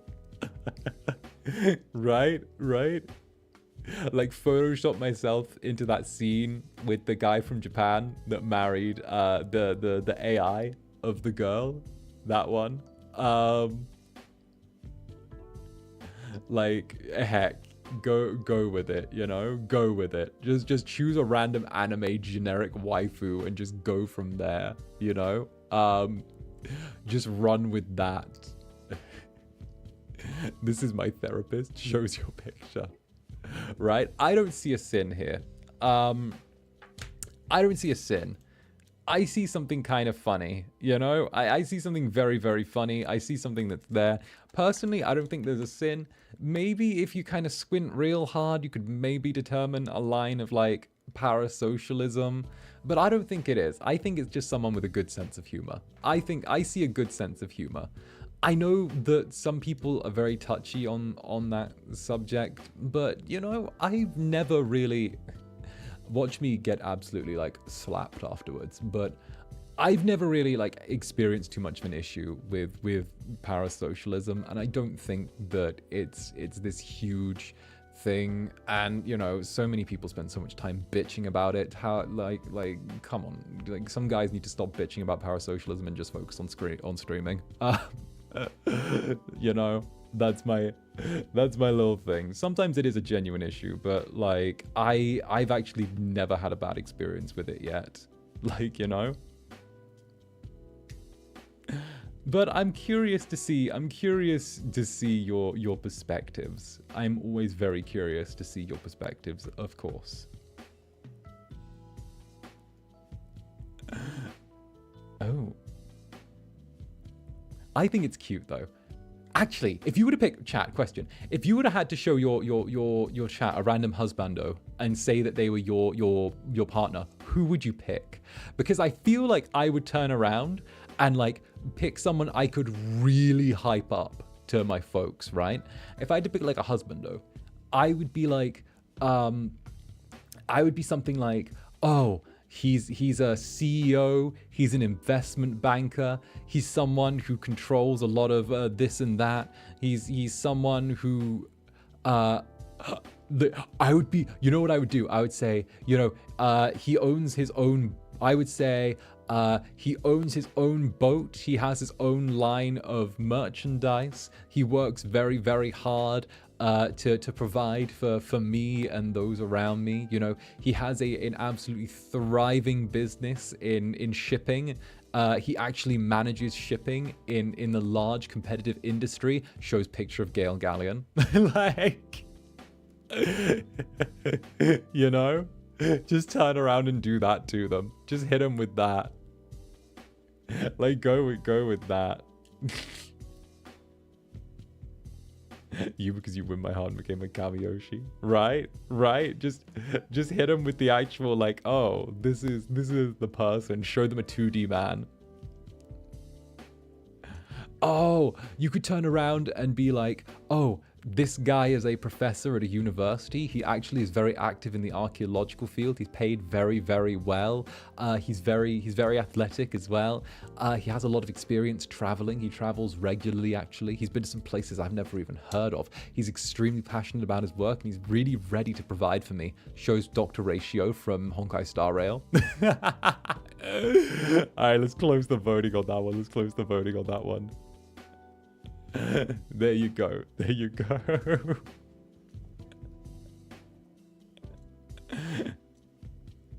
All right. So with that, we have a 94% no sin, 6% sin. Go on, get out of here, you little mess. Let's go. Case dismissed. He's a CEO of a large trading card game company and cares a lot for his brother. He has a lot of money because it's a family-owned company. Shows 𝓱𝓸𝓼𝓽 from Yu-Gi-Oh! Oh, you could hype that up even more. You could say he owns custom private jets. You could turn around and say that he is a multi-billionaire. You could turn around and say he owns his own island. Like, yeah, you could throw some crazy stuff out there. You could turn around and say that he is an inventor, that he has patents on several hundred different holographic animation things. Like, hell, you could go crazy with 𝓱𝓸𝓼𝓽. This should be a meme. Yeah, I feel like we could turn this into a meme. Choose an anime character, tell people it's our boyfriend, and then actually just reveal it's the character. Kaiba hit different. Kaiba does hit different. I feel that. All right, next up. Dear Zanny, the first thing I did after my 18th birthday was drawing peanuts. Nice. Not the funny doodle haha way, but the fully detailed one. Surprisingly, I was kind of proud at how it turned out on my first try. I said to myself, damn, this is going to be a core memory, and then discovering more stuff online, and then yaoi, and then aero games, and yes, then I had the funniest idea. Maybe I can try drawing them too, partially because I found many amazing artworks from adult fan artists, partially because my inner demon said so. On the bright side, I can say I've improved a lot. Dynamic poses are so fun. On the not so bright side, I can't stress enough whenever I have arranged a portfolio for project/work, as most of my better stuffs are not safe. Sometimes I try and draw a say-so art of my faves, but secretly I keep the sketch version, because TBH, they look so good before being fully clothed. I feel like this is that bag of marbles chick on Twitter. If you have you guys seen the video of like the girl being like, this is how to draw a bag with 2 marbles in various positions. Like, I feel like this is like that, you know? I feel like that is that. This is how you draw the bag with 2 marbles in various positions. I know that, love those, yeah. No, that one, yeah. I saw that one. You know what I'm talking about. You know what I'm talking about. This is how it looks when the bag of marbles is moving. Okay, so I'm gonna say this. There is like no sin here for drawing sussy stuff, all right? And not only that, but think about it this way, right? I know some artists that draw sussy stuff professionally, right? And they make bank. They make so much bank from turning around and drawing sus. There is so much there, okay? Especially if you are like able to turn around and if you are able to turn around and also are able to like write in English as well, because I'm gonna give you a little spoiler here, right? The kind of like European, the kind of English speaking market is really dominated by like scanlations and stuff like that of like pre-existing work. If you're able to turn around, write in English and do like great like yaoi style like writing on that, you will make bank. You will make an insane amount very, very quickly and get a strong following. Like it is almost as profitable in my mind as being a furry artist, not gonna lie. I have like if you can do smut and furries, you win. Someone immediately says that, right? This is a sign for you to start drawing bags of marbles, all right? And heck, you know, if you want to turn around and like separate your accounts and have a say-so and a non-say-so account, do that as well, you know? But heck, if you do it, enjoy it, you know? I don't personally see a crime here. And heck, you know, yeah, artistic nudity isn't like a bad thing as well. Heck, think of it this way, like, what is it, 100 years ago, it was seen as an absolute scandal if a woman were to show her ankles in a portrait, you know? 100 years later, you can walk into whatever gallery and see some absolute stuff that would have got people kicked out of the country, you know, like not too long ago. So in my mind, I don't see it. I don't see it. And I also believe that, you know, there doesn't really need to be a hard limit on whether or not art is like available or good. I don't see a sin here. I don't see a crime. I just see someone doing something that they enjoy and, you know, maybe struggling a bit to put together a safe for work portfolio, which, you know, in which case I don't see the problem, to be honest. In some countries, they're still illegal though. Well, those countries are dumb. Let people show ankles, all right? Allow artistic nudity, okay? In art, allow people to not have to be dressed up all nice in art. You know I'm joking, but those Zanny don't get. You know I'm joking. You know I'm joking. I'm someone that believes in artistic integrity, and that. There shouldn't be like a hard limit on stuff. That's my opinion, right? That's just my opinion. All right, since I don't see a sin, I'm just going to dismiss this outright. Next. Oh, goodness, this is a long one. This is a long one. This is a long one. All right. So, this happened just a few weeks ago at a huge religious establishment camp, for context. Oh, I can already feel this. I can already feel this. Buckle up, buckaroos. There we go. But one of the religious leaders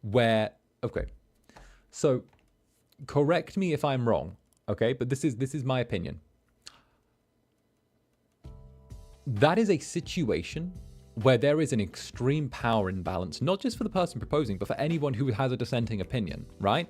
If you turn around and say that louder, you're gonna get a little bit of shit for it, right?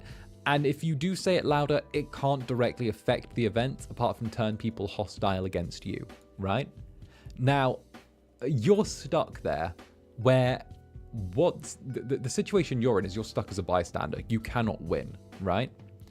This is just a horrible situation to be in, an extremely, extremely awkward one, all right? Like, the best thing you can do is sort of just take a few steps back and just sort of say to your parents, to whoever, like, you just don't approve of that.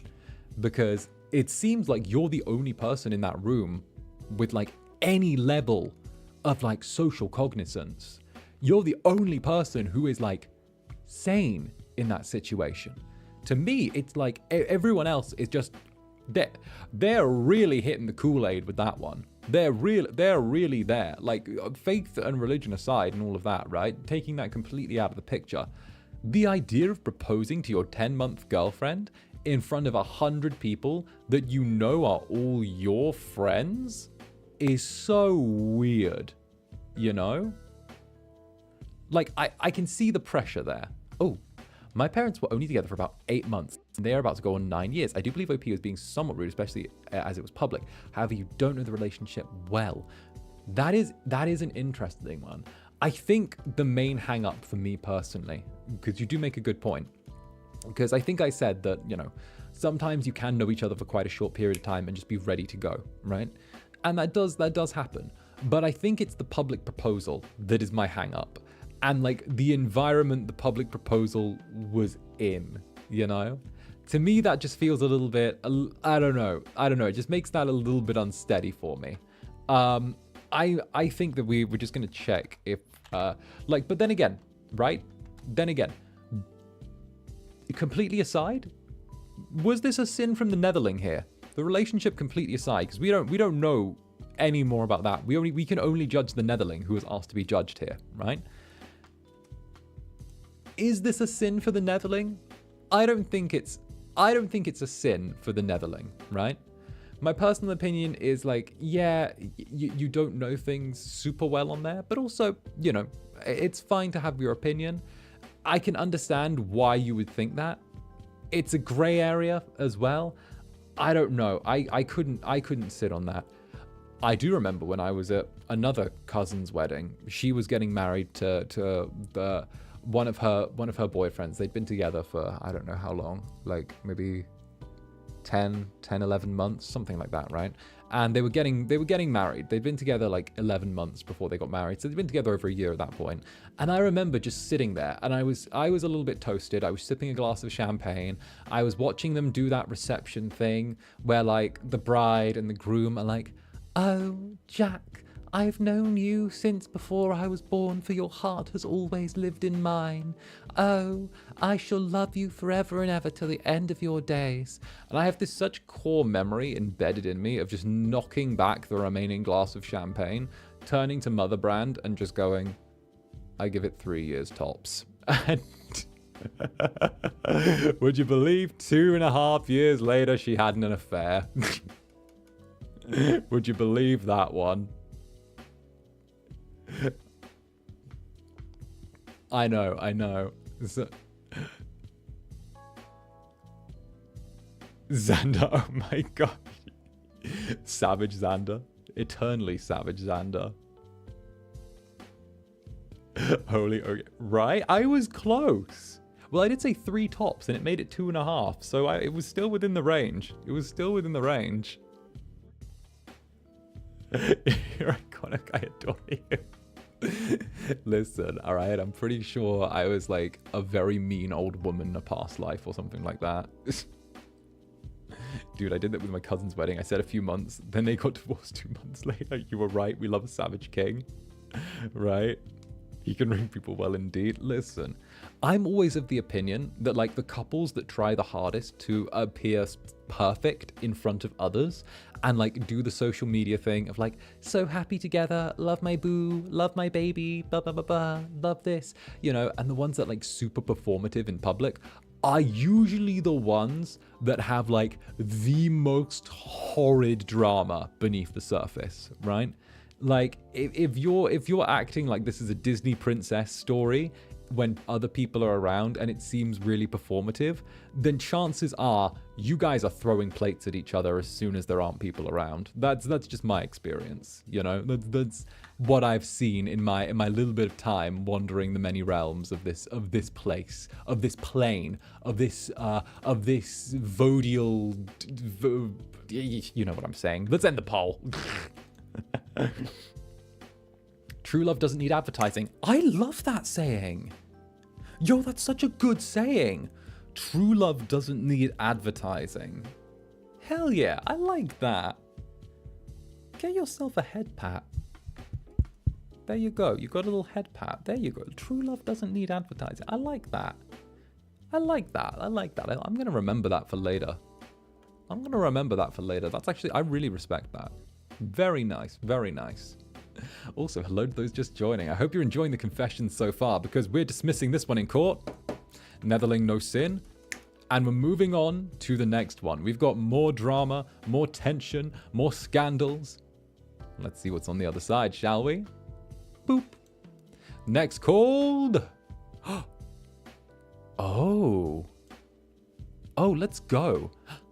I'm not going to beat around the bush with you, Mr. Netherbrand. I'm really scared to post this. Hey, don't worry, you're in a safe place here, Netherling. You're good. As of recent, there has been art of a Rockstar AU going around, involving you and the rest of the boys. Amazing art, by the way. I absolutely adore it. Okay, cute. That's not the cause of my worry. Coincidentally, I was thinking about a Rockstar Idol AU with the Avalon boys, and I was about to post the art featuring all of you until I saw the Rockstar AU art. What I'm trying to say is that I'm scared that people will say that I am copying or trying to get noticed by hopping on the bandwagon. It's not my fault we both had the same brainworms at the same time. From one creative person to another, should I post the art and worry about accidentally starting drama? Or should I play it safe and keep to myself and not post it at all?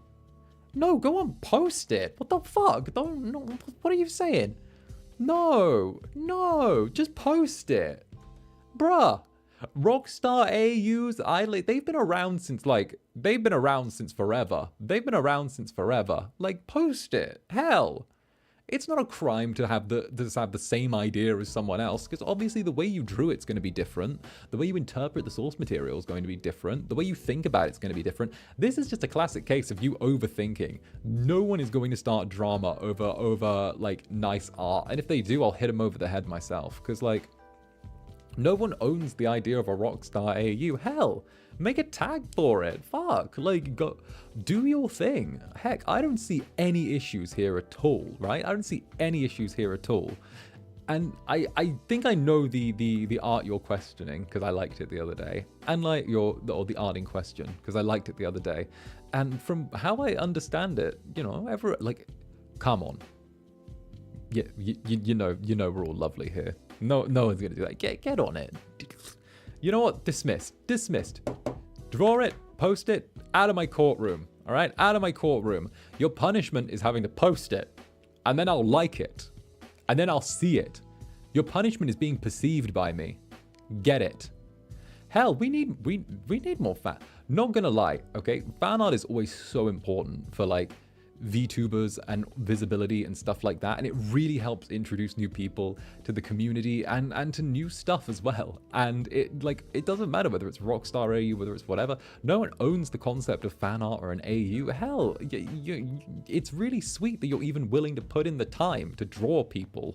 Like you know how appreciative I am to my artists. I love every single piece that's been done of me. I go through my tag. I try and like as many things as I can.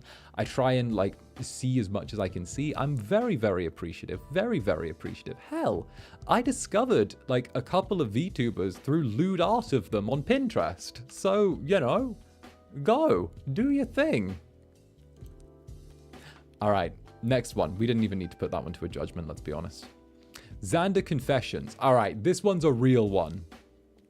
Hope you're ready to vote on this one. Zander Confessions. When I went to Japan, I had multiple times where I was so nervous existing there that I had to read AO3 fics to calm and focus while we were there. We went to Tokyo Mouse. While we waited in line for rides, I read AO3 smut. You know, the good stuff. Yes, in public. I don't give a fuck. I do have a privacy screen on my phone, so no peeking weirdos. The people who were with me asked what I was reading, and I told them the truth. They looked at me in horror, and one said that's only for when you are laying down chilling in bed. My friends are all fanfic readers, i.e. Wattpad AO3. The one who told me that has a One Direction Wattpad fic reader, and their Kamiyoshi is Harry Styles. The other is an Ajax main reader. Yes, the redhead water boy from Genshin. Tee-hee. All right, real shit though, right? What do we think on this? Because like I've always said, my opinion, flesh Kamiyoshi. My opinion has always been, you can read what you want in public on your phone and stuff like that, right? Do your thing. However, like my one thing is just like, if you're reading like a little bit of smut in public, it's other people's fault if they bother to glance at your screen and are then traumatized by what you see or what they see. Like maybe if there are kids around, be very, very careful. Don't do it if there are kids around who don't need to be seeing that, okay? You know, but if someone kind of looks over your shoulder and sees that you're reading, I don't know what you were reading. What were you reading? You don't hint at what you're reading, so I'm just gonna turn around and say, I don't know, like I'm gonna say child X. I'm gonna say child X. What's his name? Zhongli, not Zhongli. The Geo Archon. I'm gonna say it's that Tartaglia X. That dude. I'm gonna assume it's that. Zhongli. It is Zhongli. Okay, good. Like heck, I don't see the issue with this too much, you know. I'm gonna ask if it's a sin. I'm gonna see if it's a sin, right? I'm gonna put this to the, because on one hand, yeah, maybe it's not a good idea to be reading that out in public, but you've taken the precaution of having a phone screen as well, right? Which to me says that you've turned around and you've actually taken precautions about people glancing and being weird about it, right? Like you've actually got something up that says, hey, this is private, don't look. It's the equivalent of like your parents walking into your room without knocking first and then like, you know, catching you looking at some weird shit on your computer. Like, hell, I'm sorry you didn't knock first. It's a you thing, all right? If I wanted to be left alone, then heck, do my thing. It's the idea of having a privacy screen is so people can't look at your stuff without, you know, deliberate intent, or they can't like side eye it. I respect you for having the privacy screen, and I feel like, in my mind, the privacy screen excuses the smut reading in public, you know, because you've taken an extra step. And if someone's looking at that point and seeing what you're reading, then they are just being absolutely fucking nosy. They're absolutely being nosy. They don't, like, there is no reason for them to pay that level of attention to what you're doing. You took precautions, you turn around, you do whatever, right? At least that's something that in my mind, you've been considerate of others. You've made sure that you are focusing on your own thing. You're not yelling, hey, look at this. My Kami Oshi Zhongli is I don't know, folding Tartaglia in two. Like, no, you're not saying that. You're keeping to yourself. You're minding your own business. Okay, if someone turns around and looks and like squints really hard and it's like, oh, I can see through the privacy screen. Oh no, what is that? Like, no, okay, like, I'm sorry, that's their problem. Like, whatever, okay, don't worry about it. Don't worry about it, you know? Like, heck, not my problem, not my worry, you know? It's not your issue. like, that's my opinion anyway. We'll give it like a few extra seconds and then we'll start closing the voting. But I feel like it's become weirdly common now for people to kind of side-eye each other's phones, you know? I catch a lot of people doing it when I'm on public transport and I'm like scrolling through my Twitter or something like that, right? Where like people will kind of side-eye what I'm doing. And like, I think people have forgotten how fucking rude it is to look at other people's phones out of the corner of their eye. And I will say, it is usually older people. It's usually like older people who tend to do it. It's like older people that tend to give a little bit of side eye to your phone, right? And I don't know. If you're in a relationship, don't have a privacy screen? Lol. I don't know. I feel like that depends on the type of relationship you have. You know, I personally, I don't know. I don't know. I feel like on some level, like it's a thing where it's like nice to just be able to have a thing that's just you. And then it depends on if you trust your partner or not, or how much trust there is. I don't know. That's there. But old men are the fucking worst, you know? Old men are terrible when it comes to like side-eyeing your phone on public transport. Like it's always old guys. They're like, oh, I wonder what's there. Oh, let me have a look. You know? Like, bruh, no.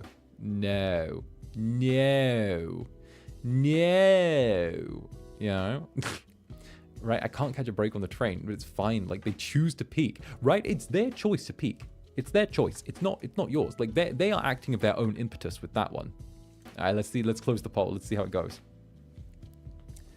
All right, and with that, 87% no, with 12% yes. All right. Overall, considered not a sin by the chat. All right, here we go. You're exonerated, and let the next plaintiff head on in. The next individual stepping up to the block now is... What the fuck? One day, a wild chicken came to my house pooping in the yard and ate my mother's flowers. I was very, very mad. I caught it and threw it into our fish pond where it couldn't get out, and it left it to drown? You murdered a fucking chicken?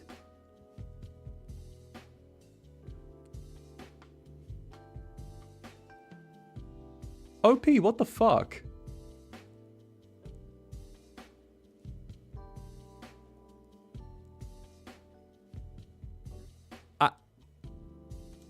SUPERHELL. SUPERHELL. SUPERHELL.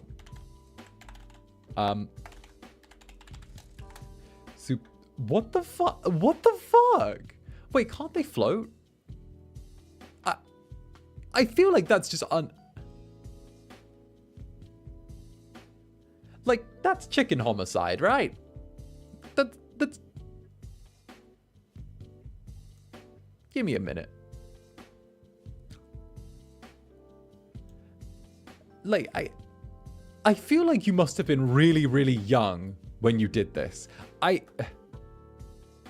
Can we bring back the cousins at this point?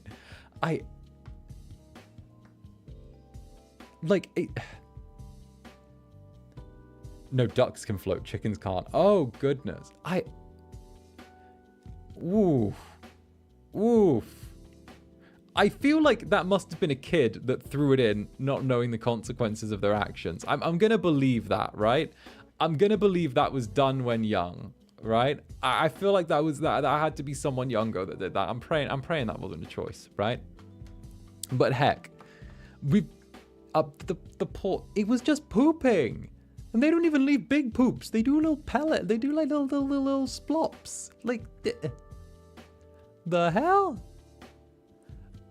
It's death in Riverwood for killing a chimken. Lol. The poor harmless chimken. All right, we'll close up voting on this one really quick. I don't know. I hope it was a kid. This is a weird champ one. Shoutout, thank you for the super. No evidence left behind if you cook it, plus free food. True. This is wasteful as well, you know? Nana Spectrum, thank you for the super. Sin, waste of potential food. Right. Right. Like, okay. Eating it is fine. Okay, if you caught it and you ate it, that's fine. But this is just wasteful, you know? Why would you don't do that? That's wasteful. That like the chicken killing aside, like that's just wasteful, you know? You know? Like you know. All right, let's see. All right, and with that, overwhelmingly, 86% to 13% believe that this is chicken homicide and needs to take a trip to SUPERHELL. Congratulations, you are going to spend time in SUPERHELL for the rest of that chicken's natural life. Goodbye, OP, goodbye. You're going to SUPERHELL for the rest of the chicken's natural life.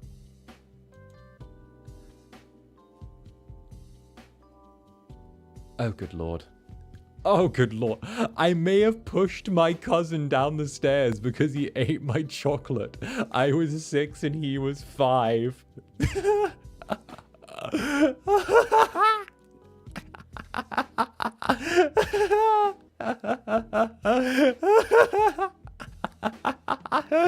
Oh, you guys, what the fuck is this one?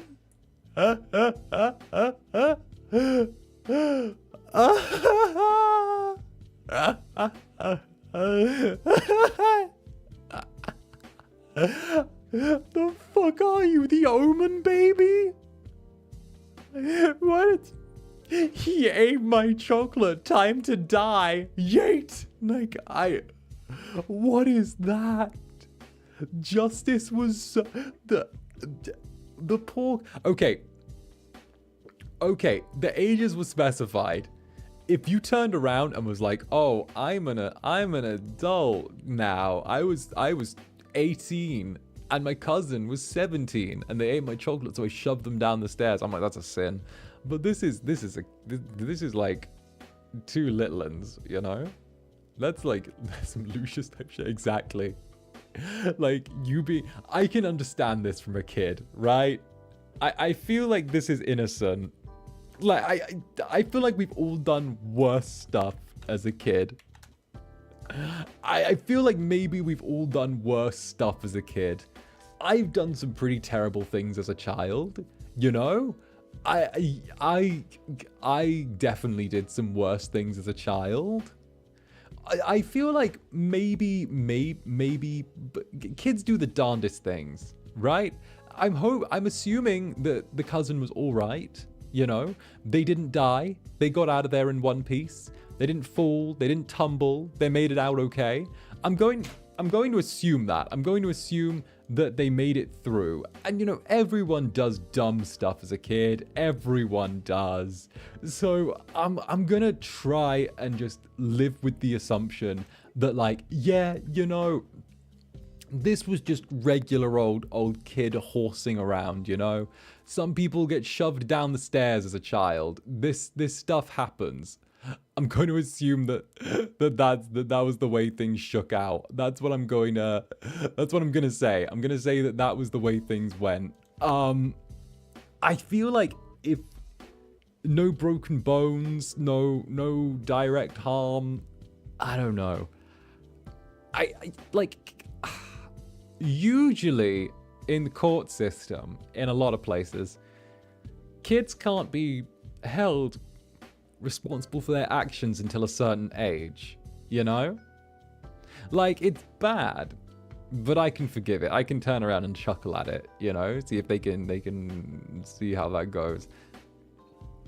Kids are squishy at that age. Exactly. Kids are made of rubber before that age. They bounce, right? They bounce. You throw them into something, they just pop right back up, you know? Like, pop right back up. No issue, no problem, no fuss, no muss. You know how it goes, okay?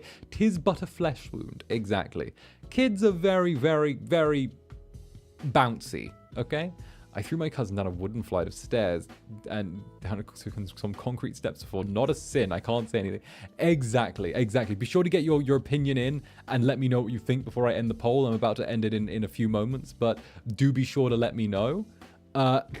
Yeah, everyone's squishy at that age. I feel conflicted. Yeah, it's understandable. It's understandable that you feel a little bit conflicted because this is a weird champ one for sure. This is one that, like, we can't, we're not going to settle on too easy. But I feel like the ages kind of take over here.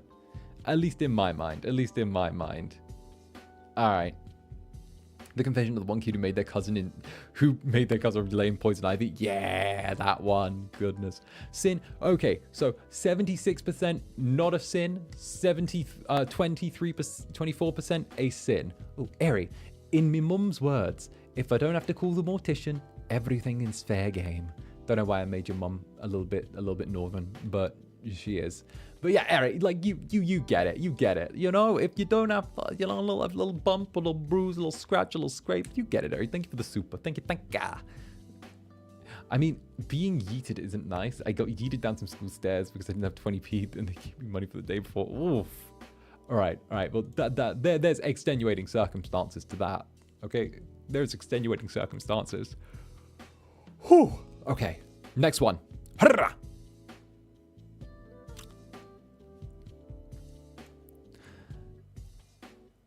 The first time I heard your voice, my first immediate thought was, I could jerk off to this guy's voice. I have avoided all your ASMR streams since then. There's stuff I don't need to know, guys. There's stuff I don't need to know. There's stuff I don't need to know, everyone. Horny jail. Horny jail. All right. But at the same, like, is it weird if on some level I kind of take it as a compliment? Like, you know, the fact that there's the gall to tell me, the gall to just own this so hard, the gall to just be like, yeah, no, like the moment I heard your voice, the first thing that I thought was, damn, I could go and slap the salami to that. First time I heard your voice, damn, I thought I could just straight up bash the bishop to that. Like, the first time I heard your voice, I could just turn around I could just straight up jork it. I'm choosing to take this as a compliment. I'm choosing to take this as a compliment. I'm choosing to take this as a compliment. Also, don't avoid my ASMR streams. They're really, really good. They're really, really... Viscount Netherbrand would kill this person. Viscount Netherbrand would turn this individual into such a... Oh my god. I'm a demon and I don't go to him very often, but oh my god. Shadow Aisha, thank you for the super. They wear that badge with pride. God damn. Right? They just chose to own it. They walked into the confession stream and were just like, you know what? Goon mode activated. Truly channel. I mean, shit, I'm doing it right now. Joke better be. Oh my god. They just chose to walk in. They're just like, I'm here to go. I'm here to go. They're literally like, you know, they're like full on barking. They're barking as soon as they come in.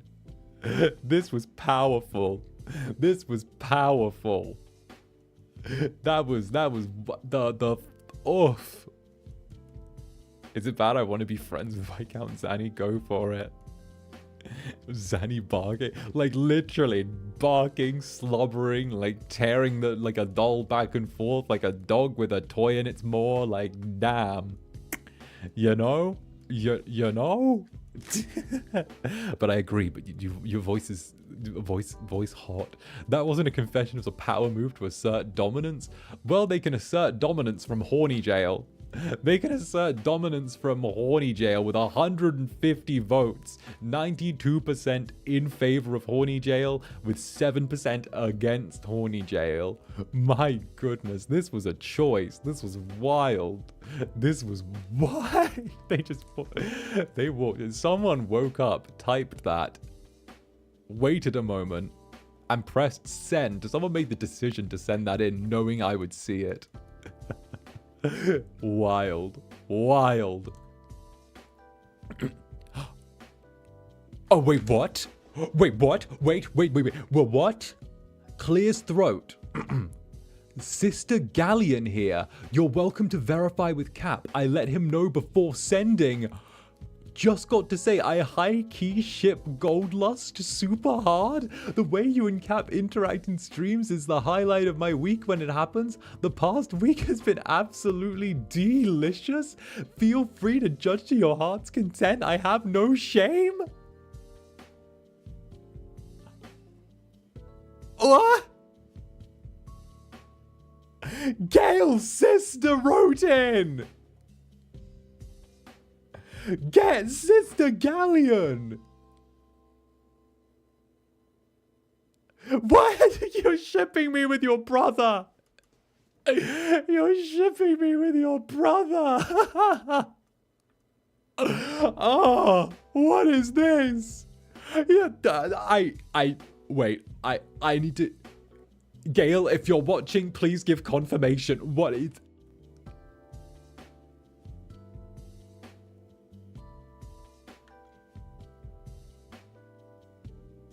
I'm sorry, I'm processing that.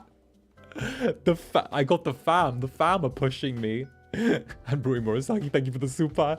This stream has been one banger after another, after another, after another. Damn, how many are there left? This has been wild. We're at 19 of 25 with this one. We got 6 more to go after this. Gail said... Xrina, thank you for the super. Not much, but here are the wedding funds. Salute. What is this? I feel okay. I know Sister Galleon. I know of Sister Galleon. And I feel like this does fit in with her MO.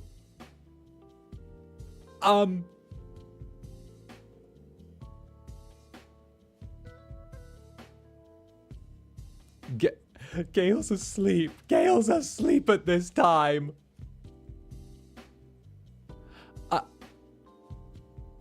Well, I've got the sister's approval. He's all mine. Oh goodness, Sister Galleon wrote it. I can't. This is, you have her blessing. Wedding when? Wedding when? Right? There have been so many VTuber graduations. I think we're due a wedding. It's the opposite of a graduation. It's a wedding. First VTuber wedding. Invite us to the wedding, please. Minecraft wedding when? Sister Galleon, my Kamiyoshi.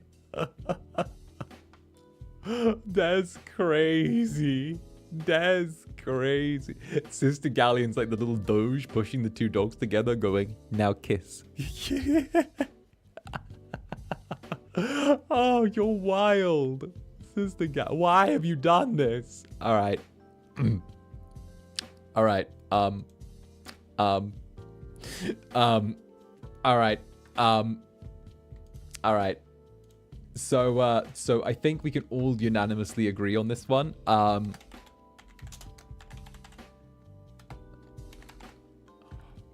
Horny jail. Let me know, chat. Let me know. Is this horny jail? Is this horny jail? The past week has been delicious.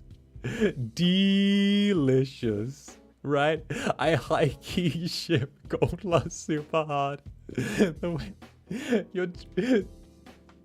Stop trying to get me to marry your brother. It'll happen on its own. Benedict, thank you for the super. This stream has been by far the craziest Incubus Judges Your Sins episode. Damn, we've had real crimes. We've had therapism. We've had sisters writing in. We've had kids pushing each other downstairs. We've had horny people. We've had everything. I said this was going to be a wild bunch. Yumi paying respects to our gold lust shipper president. Thank you for the super, Yumi.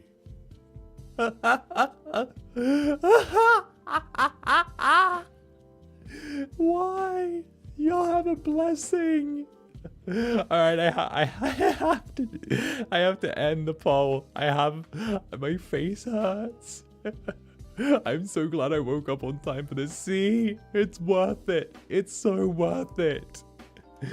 All right, end the poll with 78% against horny jail and 21% for. 𝓂𝓸𝓼𝓽 will not be going to horny jail. No horny jail. Released without charge. How has this happened? Oh, all right. Let's hope this one's a touch more sane.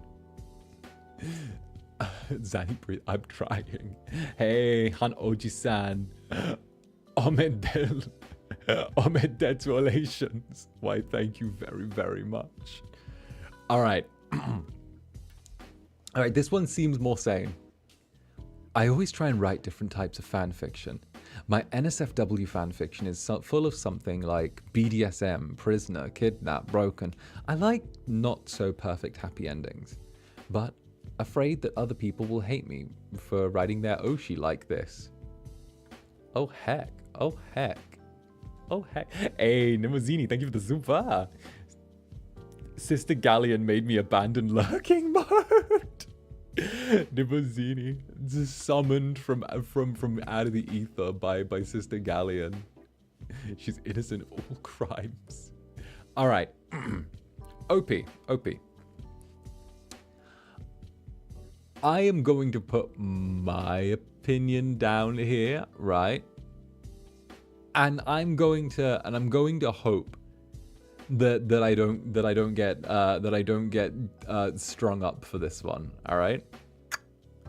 When it comes to fiction, I am someone who believes that one of the core purposes of fiction is to explore things that we would never normally explore ourselves in reality, right?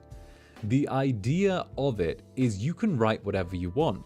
Write BDSM, prisoner, kidnapped, broken, whatever stuff, right? At the end of the day, it is fiction, and it's a place where you should be able to turn around and experience and write and experiment with whatever you want. Actually, I have a very short story of something that's very, very close to me. So I've actually been posting stuff that I've written on the internet for about 5 or 6 years now. And when I first started off quite early on, you know me, I'm always a fan of villains. I like writing my villains in a very sympathetic way. I like writing from their POV. I like writing from their ways. And I like getting a villain and then placing them in a position as a hero, as if they are someone who is sympathetic. And one thing that happened very early on with me was that I received quite a nasty bit of backlash from several people because I wrote my villains in a way that was sympathetic and often from their POV. And it was actually a thing where, to paraphrase, he's so comfortable writing horrible people, I can't help but think he must be a horrible person himself, right? Which, you know, again, I don't give a damn about, you know me, I don't give a fuck. You know me, I don't care about that, whatever, right? But it's stuff like that that puts artists off writing what they want, right? This was years and years ago. This was when I was first starting. You learn to not give a damn about stuff like that early on. But no, you have to turn around and be totally fine. The moral fandom, please. Exactly, okay? You are creating a world when you write. You are the god of it. You are the god of the morality there. You do exactly what you want, okay? Don't let stupid people turn around. And if you're afraid that other people will hate you for writing their Oshi like this, to all of you, okay? You have my full permission. You have Zander Netherbrand's full permission to write him in whatever fanfic you desire. Okay, be cracked, be wild, be insane. Hell, go with the most craziest tags that you can go with. You never need to worry about that, okay? And if someone if someone tries to moralize you, show them this clip, okay? Go wild, throw out your craziest tags, go for it. Flood AO3, let it look like the dam is just broken, okay? Because at the end of the day, okay?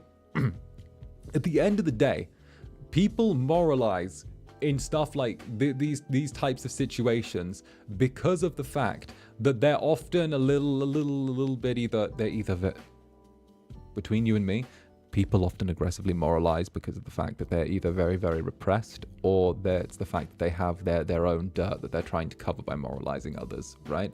But fiction should be a place where you can turn around and write what you want and enjoy and explore fantasies that you would never take part in a real or sane or moral society, right? So at the end of the day, like I know that Cyborg Yowie Grandpa thinks the same, because like hell, we fist bump on a couple things, but yeah, no, I'm very much of the opinion that there should be near complete, or actually complete freedom in fiction. You know, there is a time and a place for moral solipsism, and there is a time and a place for morality. And I only think when things pass the line into harming others is when you need to turn around and I don't mean, oh, someone saw it and got offended. I mean, there is a difference between writing fiction and a call to action. And fiction is not a call to action. There you go. There you go. That's my 2 cents. Far as I'm concerned, no sin, executive order. Oh, for fuck. Zanny, I'm sorry, but I'm dating my cousin. We almost...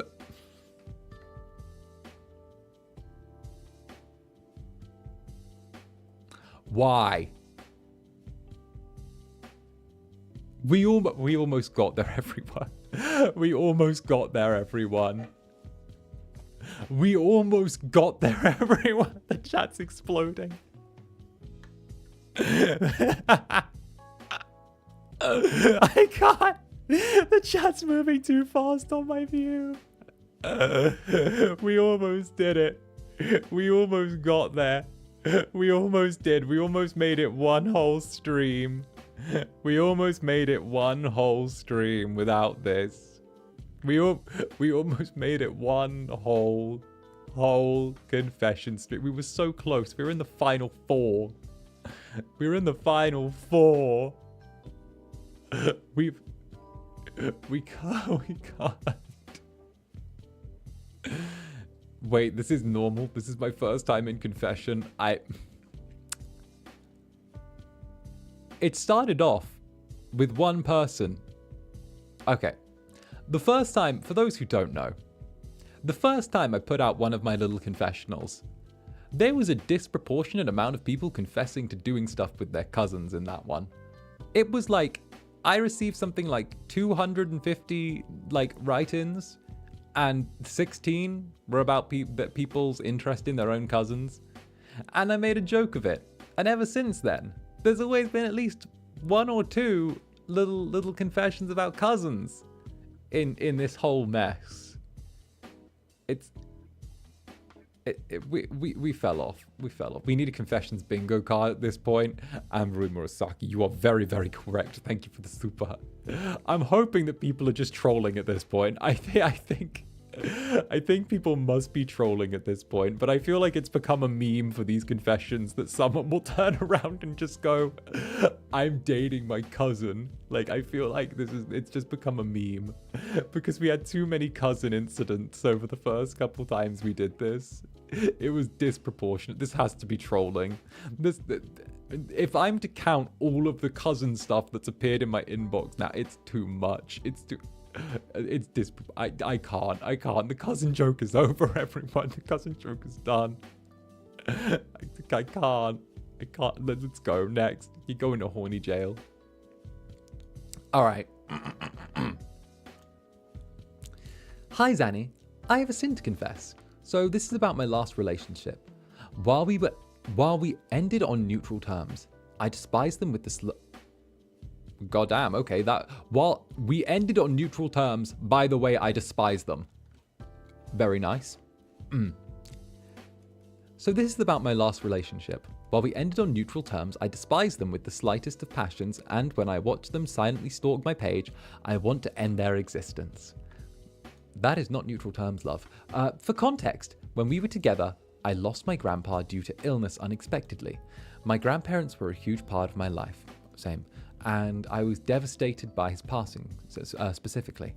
When I told them about this, they proceeded to tell me about their grandparent and cried to me about their grandma, who had also died. They then had me comfort them. Their grandma had been dead for 15 years at that point. Mine had been dead for less than 2 hours. And they got mad when I just sat there stunned because I wasn't immediately comforting them. That was the last conversation we had before we broke up. The worst part is they expected the breakup, yet was shocked when I said that I could never trust them with my feelings again. Well, that's just a fucking narcissist. That's just someone that doesn't know other people have feelings. Why? What? Okay, first of all, let's read between the lines here, okay? We ended on neutral terms. No, you didn't. No, you didn't. No, you didn't. You did not end on neutral terms, okay? You sent that person packing, you kicked them in the arse and threw them out the door. And you know what? More than in your rights to. More than in your rights to, okay? Relationships are give and take, and that sounded like it was take and take on their part, okay? Now, I personally don't think that you disliking them, I'm trying to pick out the exact thing that you think is a sin here. That you want to end their existence, that you hate them. No, I don't see that as a hate thing. You know, I feel like it's more than fine when you did something. I don't see the wrong here. You dislike someone. It's not a sin to dislike someone for being a whiny little baby. Like I get it, okay? You know, as a demon that has lost his grandparents, I understand it's something that's very difficult to get over with and like takes a long time to get over. But also, right? It's been 15 years. Like, come the fuck on. Come on. For real. You can be there for your partner when they are 2 hours in the thick of it and go, without making it all about you. You literally, like, your ex took your moment of grief and made it about themselves, which is just really fucking cringe. And I can totally understand hating them for that. I can totally understand that. Like, really cringe. That's very, very cringe. It's unsympathetic, it's unempathetic, it's childish, it's selfish, it's self-centered. On the flip side, is hate a very strong emotion for this? I do think hate is a very strong emotion.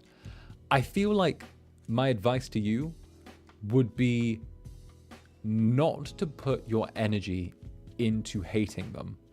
Don't put your energy into hating them or wishing bad upon them or wanting to end their existence or anything like that. Don't waste your energy on that. It's over. The relationship is done. Focus on yourself. Focus on your own healing process. Focus on bettering yourself. Focus on looking after yourself. Focus on school. focus on work, focus on hobbies, focus on your passions. Because at the end of the day, if you're still putting that energy out there where you dislike their existence, you're still angry, you still have that hatred, hatred takes a lot of energy to sort of keep up. Let go of that and turn around and sort of reinvest that energy in yourself, because the biggest crime that this person is doing to you right now isn't stealing your moment of grief, but stealing the energy that you put into hating them, when they're very clearly a person who's not worth that kind of energy. Because if they're willing to take the energy of your time of vulnerability and make it about themselves, then there is no point in you continuing to waste energy and thought upon them, you know? That's my thing.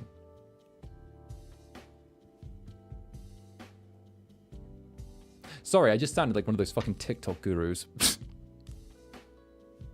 Like, you get what I'm saying, though. You get what I'm saying.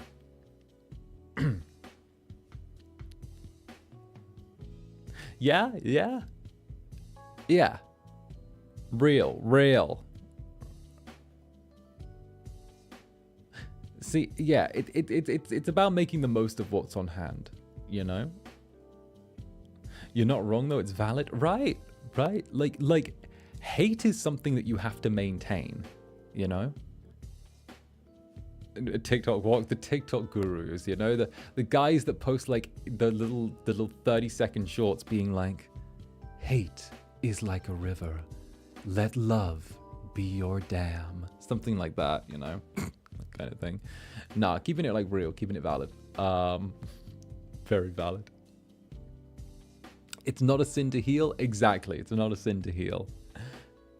Hatred takes up a lot of energy. The best thing you can do is let go. And I don't mean let go of your hatred and forgive, okay? Forgiveness is a different thing than what I'm saying. Fuck forgiveness. Fuck forgiveness. Instead, don't care about them.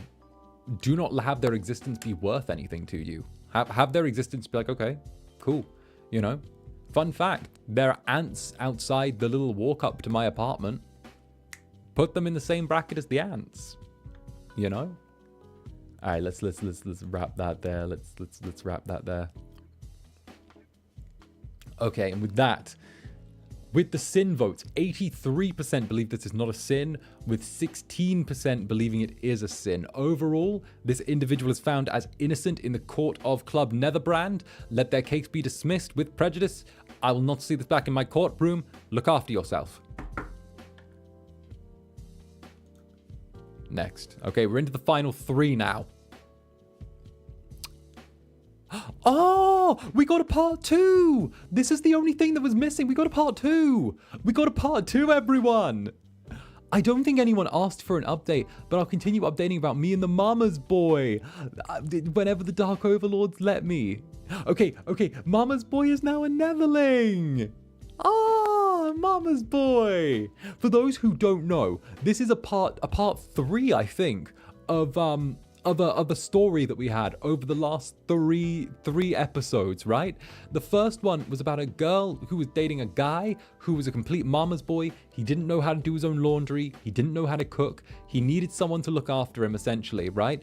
And like his mother kind of super said that like his needed thing for a girl was that she had to cook for him and clean for him and essentially just become his mother, right? And what happened was like the two of them got together. He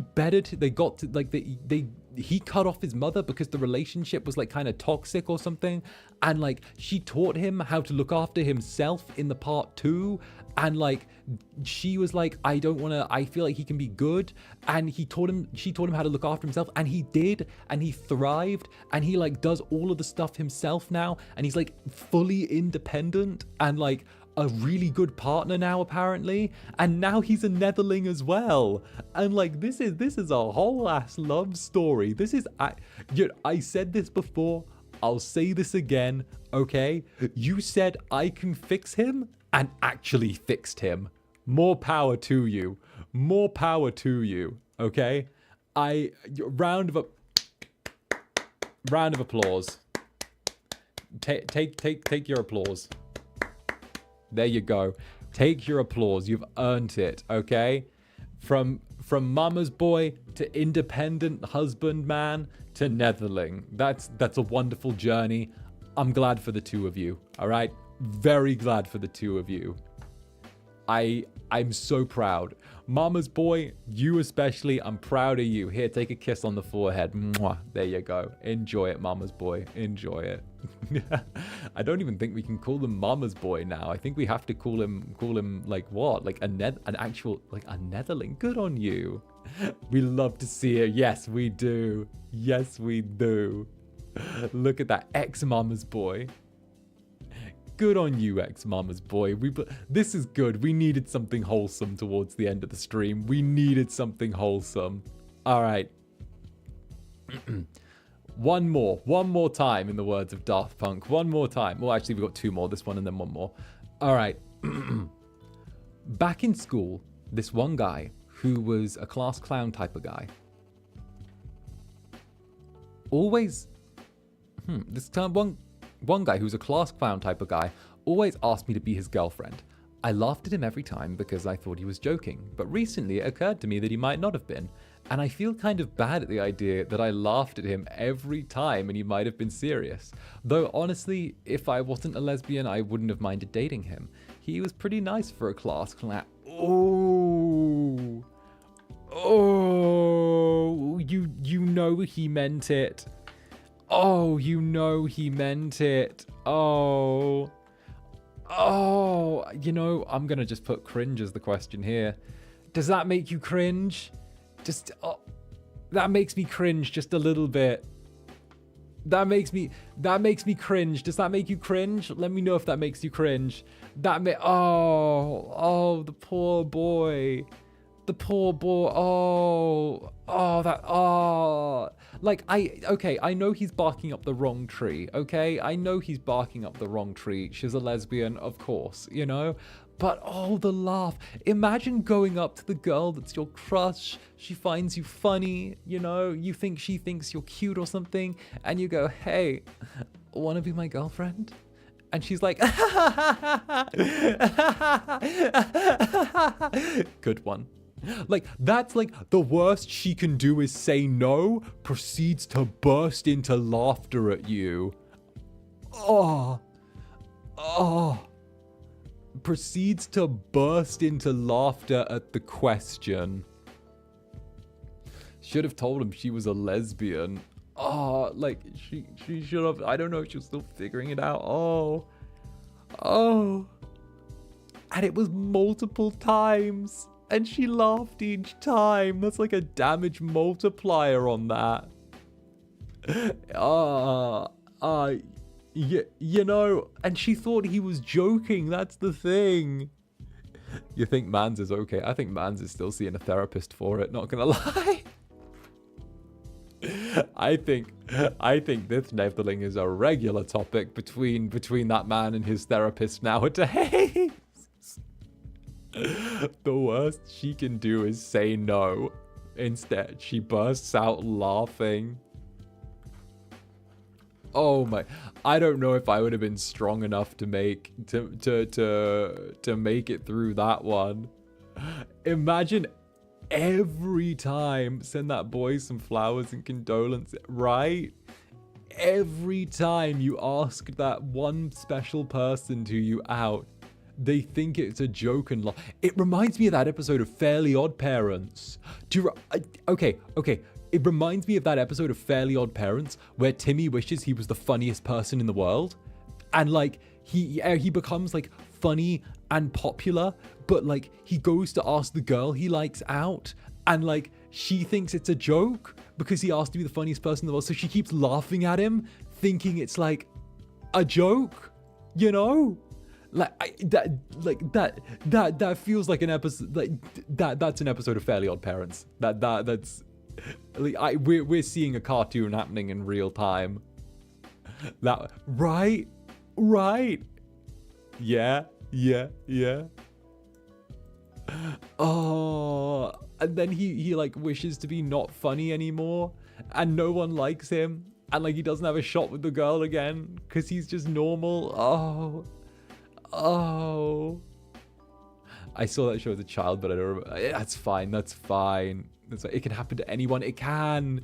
It can. Oh. Oh. All right. All right. We'll close the voting on that. I don't see a sin because it was in ignorance, but my goodness. My goodness. The biggest punishment for this is having to live in the knowledge of what you put that poor boy through. That's the biggest sin here. You have to live knowing what you did. All right? Because deep down, part of you knows he liked you. You know he did. You know he did. You know he did. You know. Like, you knew that boy was not only barking up the wrong tree, but also kept sticking his nose where it hurt. You know, even animals know not to stick their nose in a thorn bush twice. Like, oof, poor boy, poor boy. All right, this is the final confession for the stream, everyone. This is the final confession. So, gavels ready? Judgment ready? Be ready. Let's see what it holds for us. Here we go.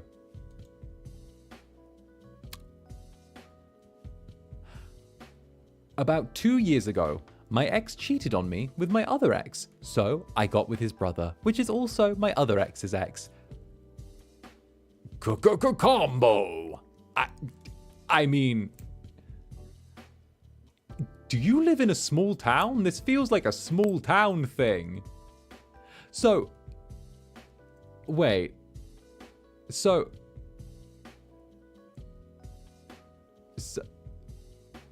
wait. Someone must be buying this, right? Because ex cheated on me with my other ex. So I got with his brother, which is also my other ex's ex. So there are 4 people in this story. Right. Wait. Either a boy is kissing a boy or a girl is kissing a girl at some point with this. Because we've got, unless everyone's like, assuming the minimum return rate, someone's kissing someone else. Are you guys just swapping? Like, damn, put the keys in the fucking bowl and get it over with. What? Someone had, like, the way these partners match up, right, is brother, ex, I feel like we're having to do, I feel like we're having to turn around and like I feel like we're doing, what's it called? I feel like we're doing algebra with this, you know? If the value of x is 1, meaning dude, and the value of x2 is dudette, then henceforth, one of the unknown values of x or y must be able to dude and dudette. It's Shadow, I should thank you for the super. That was a Street Fighter combo led by a Mortal Kombat fatality. This is like a math problem. All right. So at that point, just start a poly. No, there are two. No, there are 2 related people there. There are 2 related people there. We don't dive into the polys. Not when there are too many people who are related. Hey, Zeffy! You've come in at the worst time possible, Zeffy. My old friend Zeffy is here. Zeffy, you have come in at the worst possible moment. There is horror going on here. All right, for those just joining, hello, little Ubies. It's good to see you. It's good to see you, Ubies. All right. Hello, Zanny. Hey, hello, Zanny and Netherlings. Hope you're having a wonderful stream. You have walked into some chaos here. So, for those just joining, we have a confession on screen with us. About 2 years ago, my ex cheated on me with my other ex. So I got with his brother, which is also my other ex's ex. So, long story short, whoever confessed this to us, all right, means that there are 4 people involved in this, right? Her ex cheated on him with their other ex, so they got with that ex's brother. So everyone is just kissing each other in this. It's always chaos here though. I need a map. But God damn straight, Zeffy, damn straight. The timeline is so messy with this one. The timeline is so very messy, right? That kind of chaos. I mean, let's put in the vote. Let's put in the vote. Okay. So I'm gonna put arguments in for both while you all vote. Because on one hand, part of me is like, turnabout is fair play, as they say. He cheated on you, so you know what? His brother is fair game. You know, hell, you're upgrading to the better model. You're swapping out your iPhone 10 for an iPhone 11. You're choosing one of the brothers that's like a little bit more suited to you, right?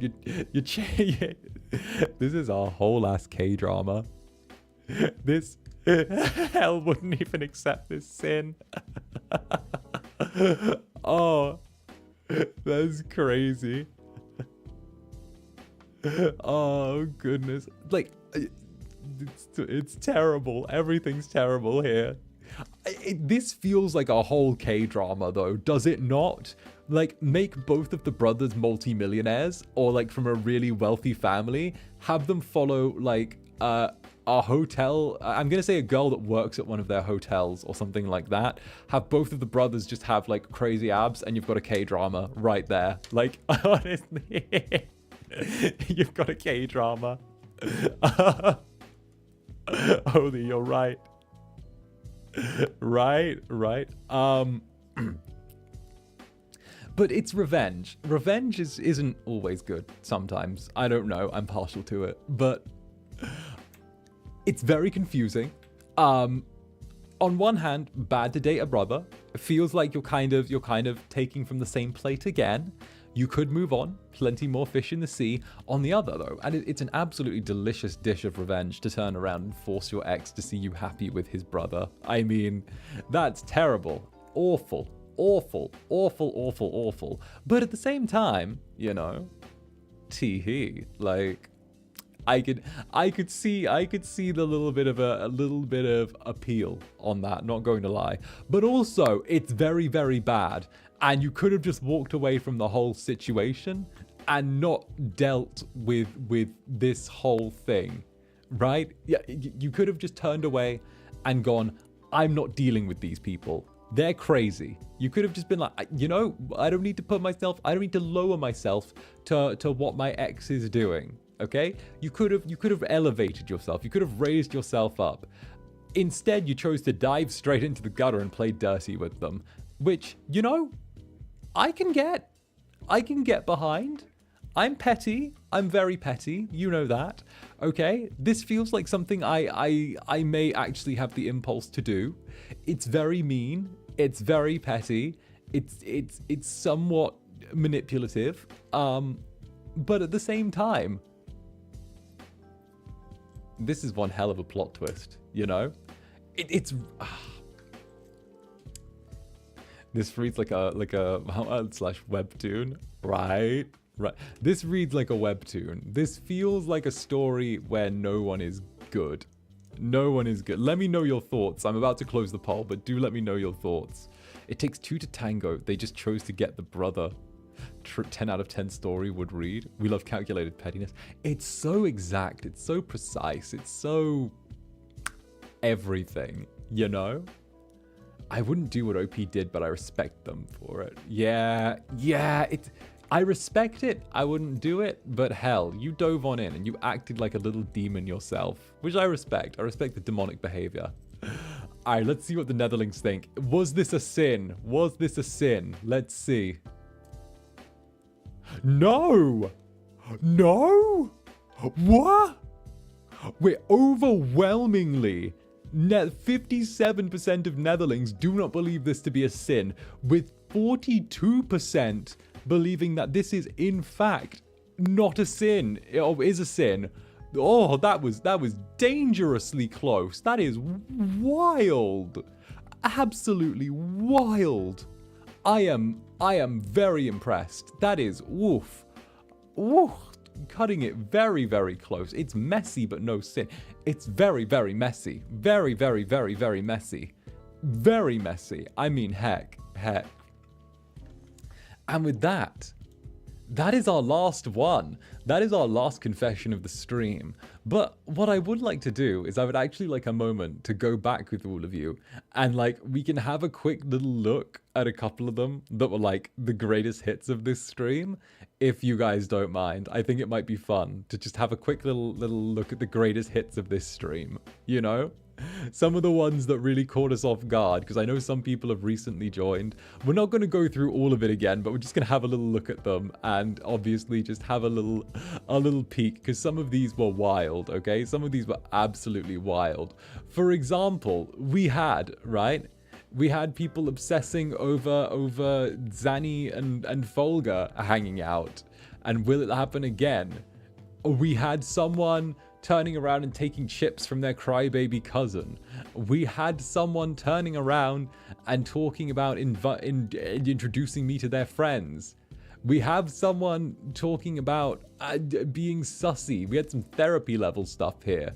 We had someone out here openly yelling that they were telling spoilers about movies their families were enjoying to them for a kick. We have, of course, the individual that almost broke me here with loving listening to the sounds of grown men whimpering when they play horror games and liking high-pitched crying voices.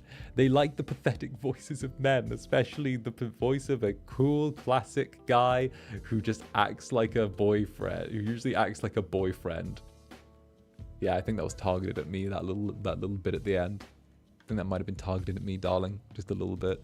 And then of course, we've got my personal favorite for this stream, the one that's going to live on in my mind, right, forever.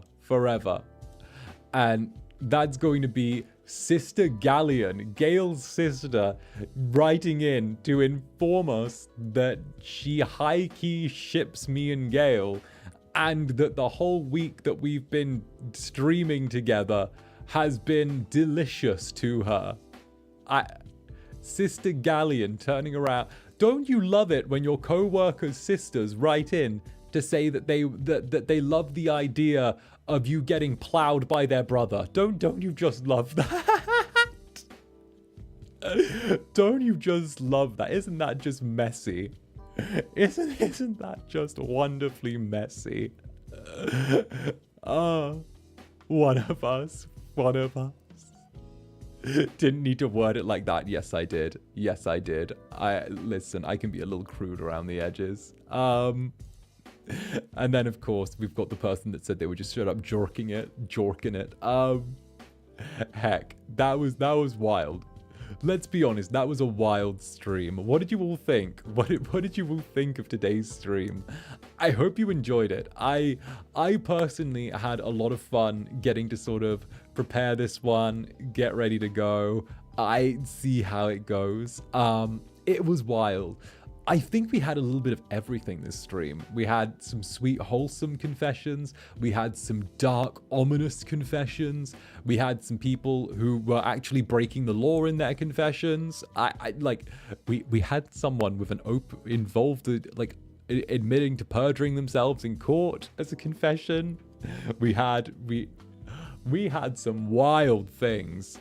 I have not experienced such a wild confessional stream at all, and it's been really balanced, this one. Yeah, right, really balanced. It had a bit of everything. There was chicken murder, there was a little bit of everything, a lot of stuff. Absolutely insane. I'm really impressed. I am really impressed. You guys always manage to come out with the most wild things, and I feel like I'm underqualified to turn around and give you all of the judgments. And of course, to the artist that has the AU drawings they've been sitting on, go post them. No one's gonna give you shit for it. And the person who wants to write some crazy Zander Netherbrand BDSM, I don't know, hurt no comfort, whatever. Yeah, no, 2 thumbs up to you. Go wild. Fiction is great. It was kind of chaotic, honestly. I hadn't been here for like 5 months, but I hope to return more. I've just been ill and in and out of the hospital. Hopefully I'll be more active here. Oh, that's sweet. Thank you. I hope you're feeling better now. I hope you're feeling better now as well. Much love. Okay? And you know how it is. Actually, you wouldn't know how it is if you've been on a bit of a break from here, but I do specialize in very cozy, comfy streams, so if you ever need somewhere to unwind and if you ever need somewhere to relax, then this is the place to be, for sure. I try and keep things really cozy, really intimate, and try and make sure that everyone here has a really, really nice time. So definitely, if you do feel like you need to unwind, if you do feel like somewhere you want to go to a place where you can just chill and be a little bit cozy, this is the place for you. So definitely, I would love to see all of you again, all of you around, okay? Whether you're Netherbranded, Netherlings, first timers, came in with the raid, feeling good, feeling fine, NA, SA, SEA, wherever, right? Wherever you're from. It's lovely to see you here, and you know you make my days. And of course, in return, I might just make your nights. So with that in mind, thank you all for coming out to today's stream. And of course, I will quickly just check the messages and chats to make sure I haven't missed anything. Of course, everyone had a lot of opinions today about whether it was wasting food, chicken murder, oh, random fan hag witch. Thank you very much for the hearts. Much appreciate the stickers. Much love, much love. And obviously, everyone was very, very awesome. And as always, again, thank you to people who gifted in pre-chat as well. I really appreciate that. And it's very, very cool to see people just turning up and continuing to be supportive for these types of wild streams. Because you know what? They are wild, and that is great. Zanny, we'd like to know more about your wedding, okay? Okay, when I get married to Gale, I'll stream it. I'll stream Gale and I's wedding when it happens. Well, until the next, Odzu, my sweet Netherlings, and I will be back later on streaming my POV of Dead by Daylight if my ass can make a thumbnail in time. So, until then, much love and look after yourselves. Bye-bye for now. Mwah.